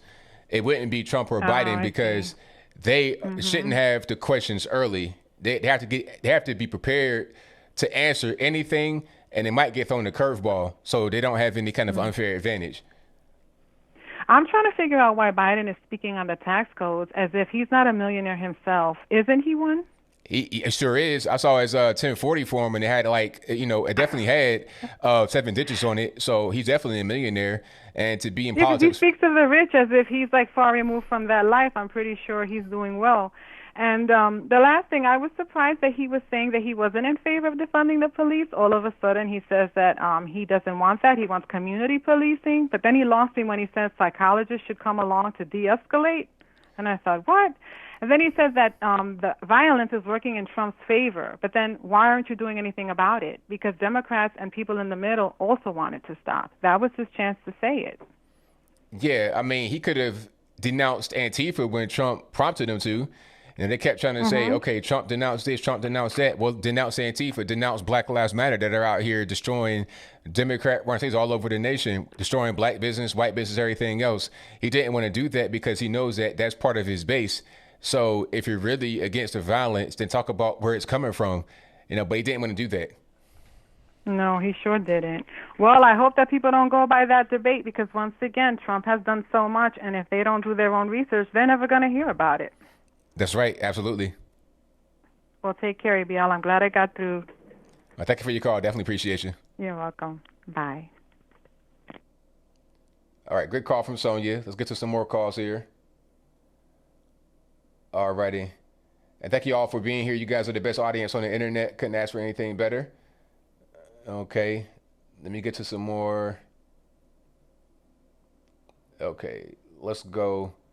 253 on the line. Who am I speaking to? Hello? Yes, 253. Who am I speaking to? Oh, this is Steve. All righty, man. What's going on? Had to get you off speaker. Sorry. Yeah, I wanted to make a couple comments. One, as far as Trump paying $750 in taxes, I wouldn't want to vote for a president that overpaid taxes. So, to me, that's a good thing. Yeah, it's not even like they put it out there, but it's not even true. He actually paid $1 million in 2016 and $4.2 million in 2017. And $750 was what he owed after he had already paid quarterly. He paid in advance and then owed more afterwards. And they're saying that's all that he paid. It's just not even true. But of course, they put it out there like it is true. It's a lie. But that's what the media does. They lie. Yeah, okay. And then my second point is there's a lot of rumors going around about Joe Biden backing out of the next debates. I think if he does that, someone maybe like you or mostly be probably better of a big news company should hold mock debates. We have a lot of things, a video on what Joe Biden has said in the past and what he's representing now.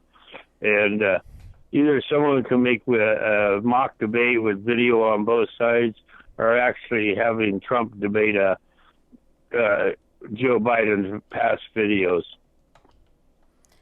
Well, no, I mean, if he won't be there, then don't have the debate. Don't try to do anything to compensate for him not being there. If he's not there, then I would run on that. If I was Trump, I would be saying it at rallies and everything else. I'd be like, look, this guy wants to, escape the debates. I'll come there. I'll debate 2 people at the same time. I'll debate the entire mainstream media at once. So no, if he doesn't want to show up, then don't try to do anything to compensate.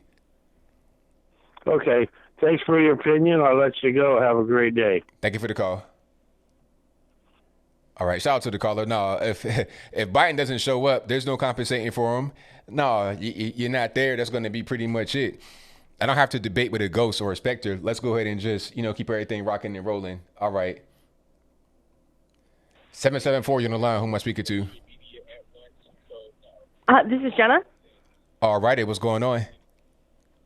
Oh my goodness, you're actually here. So I was calling because I had a few questions. Let me just pause the video. So one thing is, I was wondering how you're feeling about having them debate via Joe Rogan. I was also wondering if you have any input on the fact that like we haven't heard about hydroxychloroquine from Trump anymore. I was really liking that he was talking about it because it looks like there's a lot of good research about it. And I was wondering what you're thinking about in terms of like, is there going to be a second debate? Obviously, you're talking about that right now, but what are your thoughts? Okay, now what was the first question again? I forgot.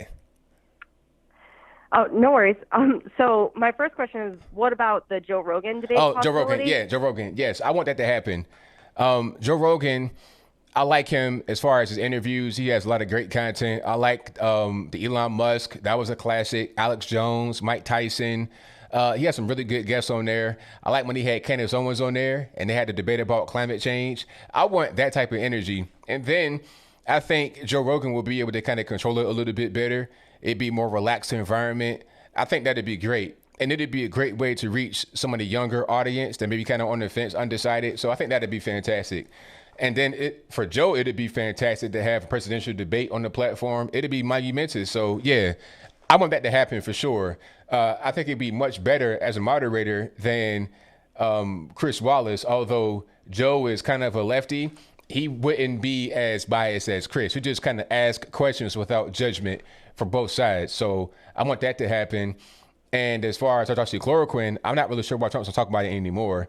Maybe if he talks about it, it might cause a run on it. It might cause people to, it might do more harm than good, possibly. I'm not really sure. I think it's already out there. That's this particular, what it seems like. Huh? That's what it seems like. It seems like he mentioned it and everybody, tried to exit out of the conversation. And I kind of just wish that you had mentioned before, like, hey, he should have done like the opposite. I don't know. I just feel like it would have been better if he had said, everybody wear a mask, and then, they'd be against masks. Like, I mean, right. It's really crazy. Yeah, exactly. That's pretty much how it goes. Trump could say, go this way to get $1 million. They go the other way. So it's like, if the money was right there, they miss it because they're just so anti-Trump. So yeah, I think it's already out there. We know about what it is. So I think the information is available if you want to get it. So it's not up to Trump to try and talk about that anymore, beat that dead horse and still get the media scrutiny and criticism. Yeah. It's already out there. Yeah, I hear you. And he's going to be criticized no matter what. I mean, I think the Chris Wallace treatment of Trump last night was insane, and it was so appalling. I feel like it would be hard for me to not be on the defense in that situation, and I completely understand why he was, because there's lying, like, coming from the left, so much lies. I also actually have a question for you about what's going on with all the riots and stuff. Like, I have family and friends that live all over the country, and I want them to be safe. And so I try to send them videos of things that are actually happening in nearby towns of theirs. And they don't want to hear it. They're super left, and they're like, that's not happening. And they really are lying to themselves about it. And how do you approach that? How do you try to keep your family safe, even if they're really bad voters? That's a really good question. If people don't want to hear it, you can't really do that much. You can send it to them, and it might get through to somebody. They might look at it, and they might be like, oh, okay, this is happening.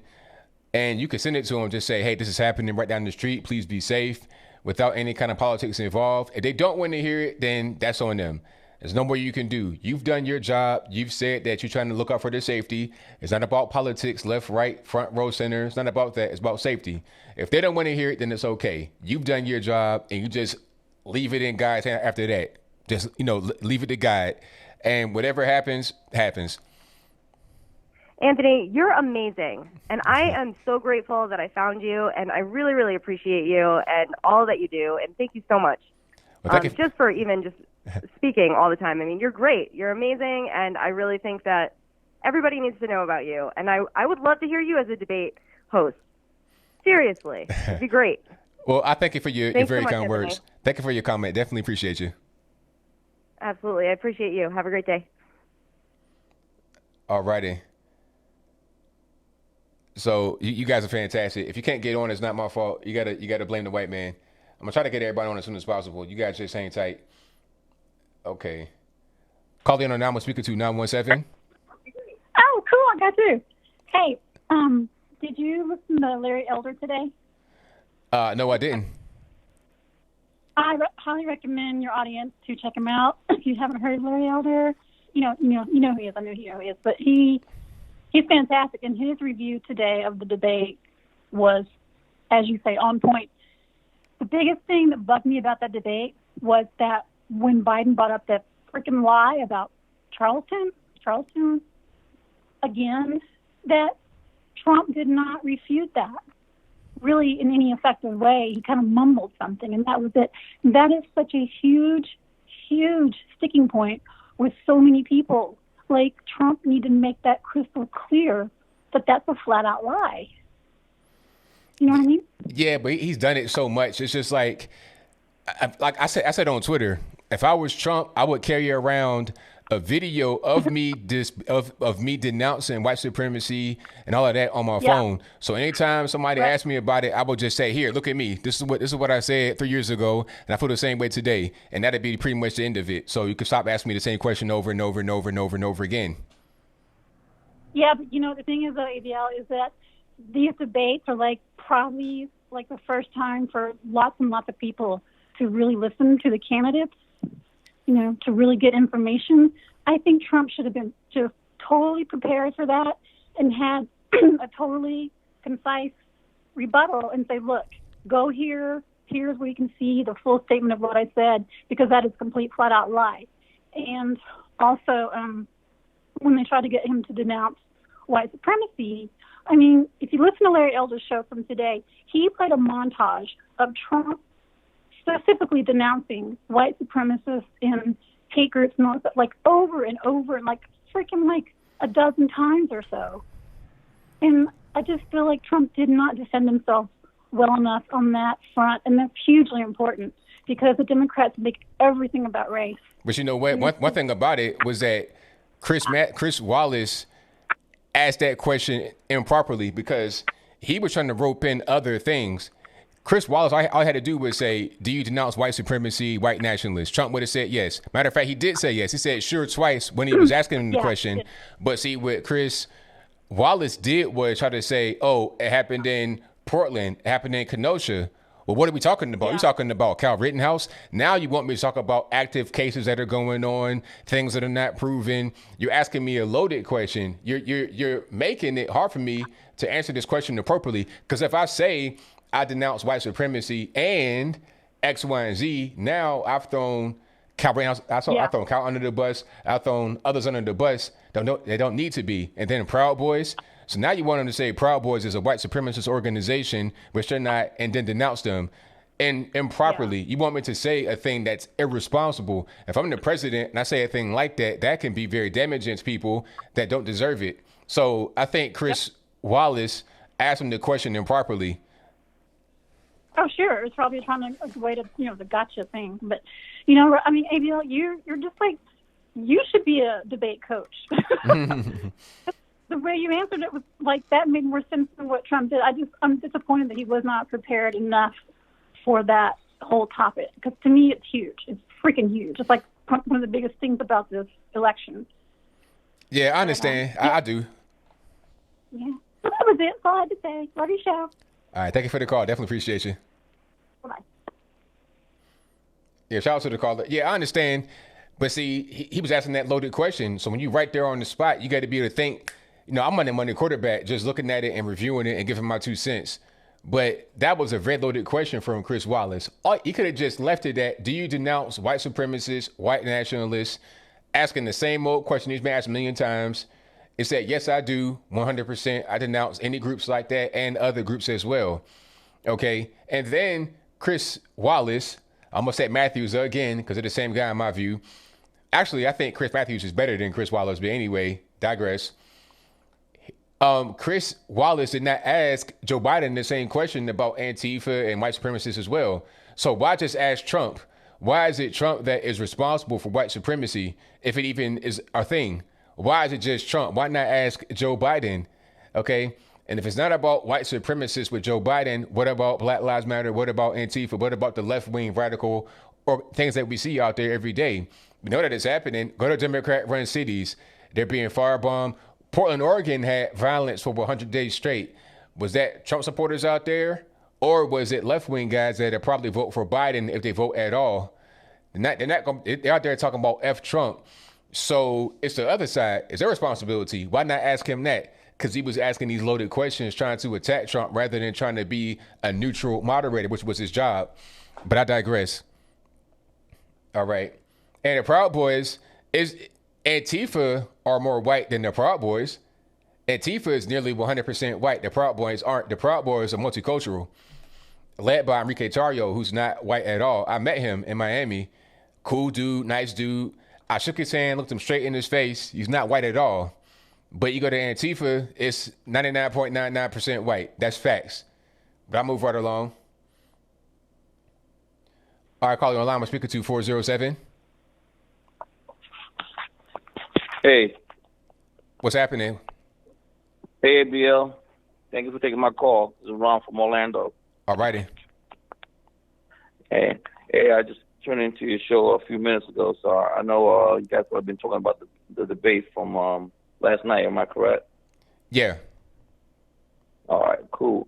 Yeah, that was an interesting debate last night, and I'm pretty sure you guys reading some of the tweets and feedback today. I know a lot of people felt like it was kind of like Trump against two against one last night, so it was kind of crazy last night. And it's Trump can't win if he stays quiet. You know they're gonna railroad him, and then if he interrupts, they're saying that he's talking over, Joe Biden, and he's not being presidential, which Joe Biden was the same way also. So before I forget anything, shout out to King Face and his family. Rest in peace, King Face. That was a big loss. So that was I heard about that yesterday. That was pretty sad. Definitely, it was a true soldier, true patriot there.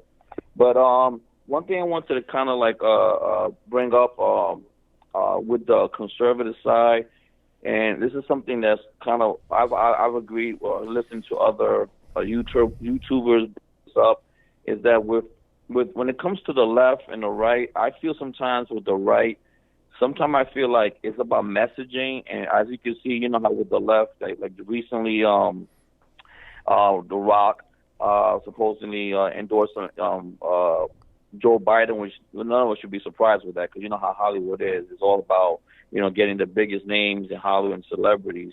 But I think sometimes the right needs to be more strategic and find people out there that, who are not afraid of the left, who are not afraid of Hollywood, like gentleman, was it Jim Caviezel, who's doing the movie, that just came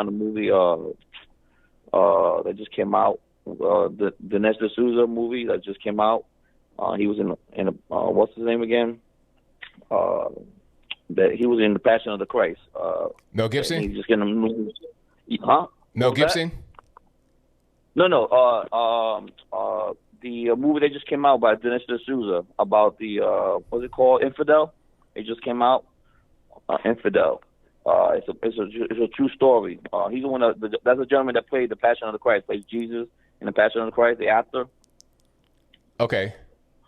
Oh yeah, so he's been on several interviews with Huckabee, and he's still in Hollywood. And you got guys like James Woods, and I think sometimes the right can put a panel together of people who are either they're still in Hollywood or former actors who are not afraid to come out and expose the left. And I give an example of what I'm talking about. Lil Wayne, which I'm not a big fan of his music, but Lil Wayne, he's been in more than one interview where they've tried to bait him and to talk about systemic racism and police brutality. And he's actually told in more than one interview that, and it was they call it controversial. He's actually told, and I'm talking about some of these sports shows. He was asked, "Do you believe in police brutality?" And he gave a very interesting story. But I don't know if your audience knows about this. But Lil Wayne, for many years, has said that when he was younger, he was shot. He was in a shootout when he was like 12 or 13 years old, and just not too long ago, he recently admitted that that actually he wasn't shot by anyone else. He actually tried to commit suicide. He shot himself. And the police officer that came into the house, that raided the house where he was, the police officer that saved his life and took him to the hospital is actually the same police officer that arrested his father, put his father in jail years before that. So right there, he just destroyed the person who was interviewing him. Was saying, you expect me to hate police officers, law enforcement, but if it wasn't for that police officer who drove him into the hospital, he said he wouldn't be alive. And imagine the guy who put your dad in jail is the guy who actually saved your life years later. And they're still friends to this day. And also, I remember another interview they were trying to ask him about racism, and they felt that he made a controversial comment. He says, "How can I believe in racism and oppression when I'm a black man in America who come from nothing and I'm a multimillionaire?"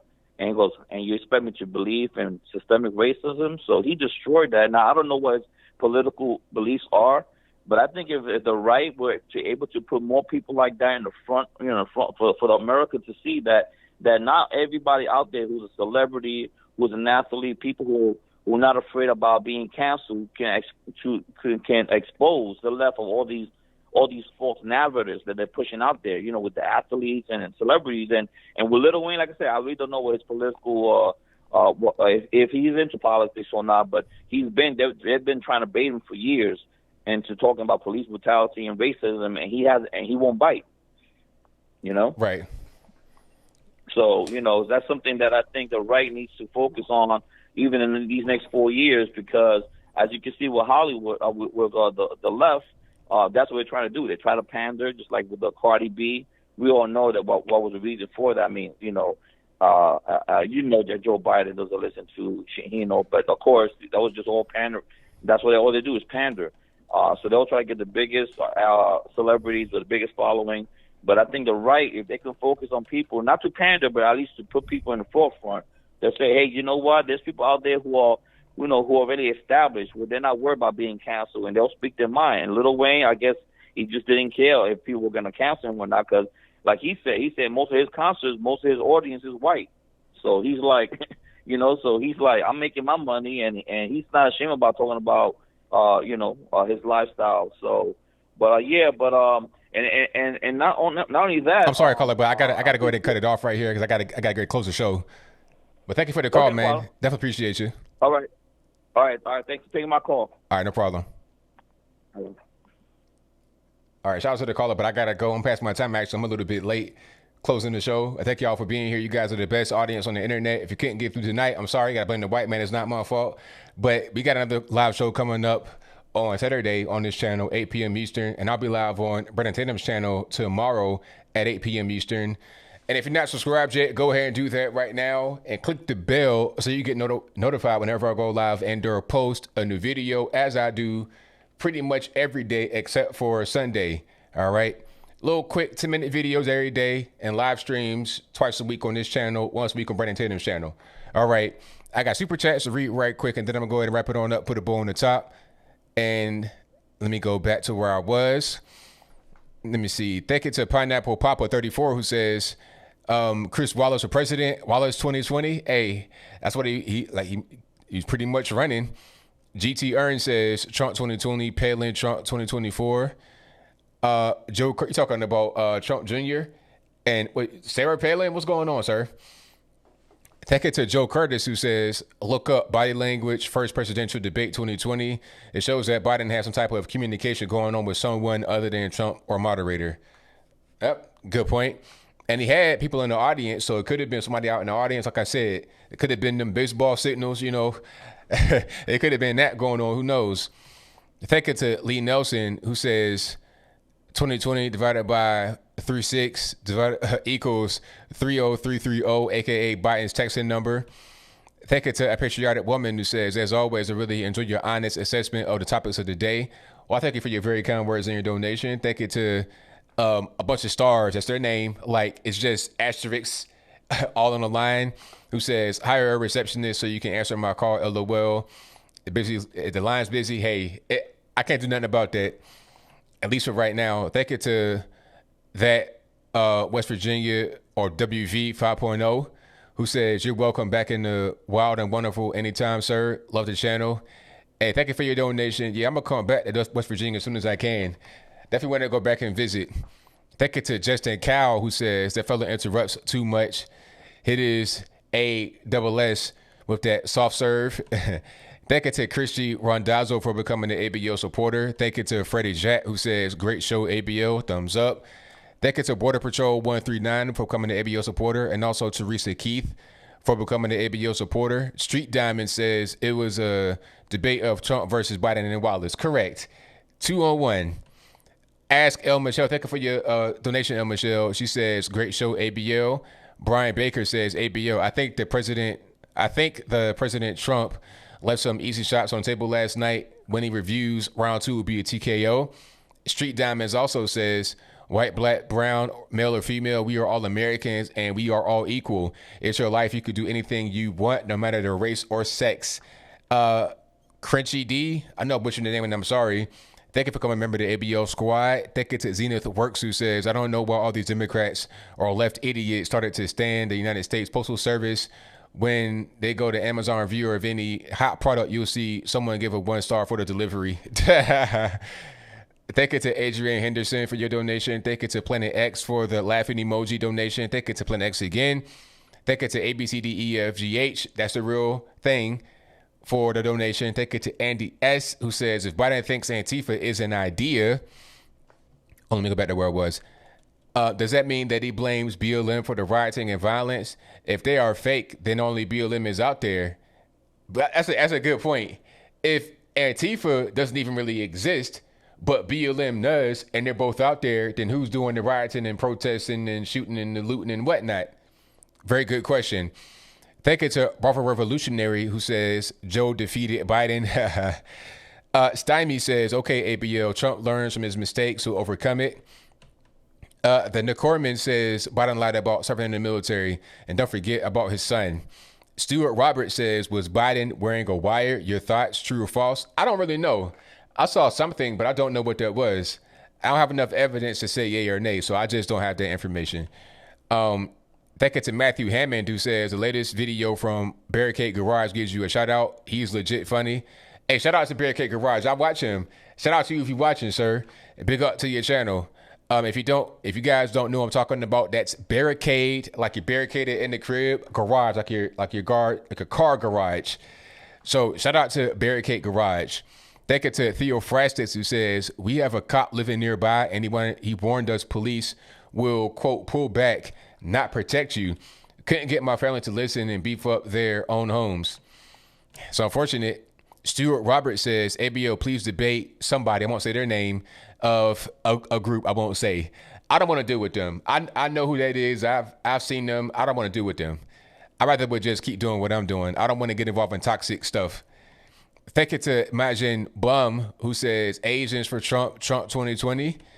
Thank you to Leo Mazzino, who says Heard Cow's attorneys will be suing Biden on us referring to him as a white supremacist if he doesn't retract it. Exactly. Didn't I say that? Because Chris Wallace, sue him too.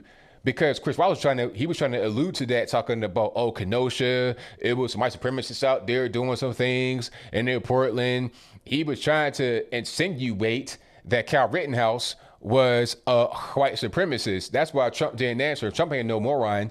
He understands a loaded question when he hears it. Now, what I want Trump to do is to call out a loaded question when he hears it. It's like, wait a minute, that's a loaded question. You want me to answer a thing that's not about white supremacy or something else. You want me to label a person as a white supremacist that I don't know if they are or not. I have no idea who this person is, who that person is. I can't say they are a thing that I don't know. Very good point.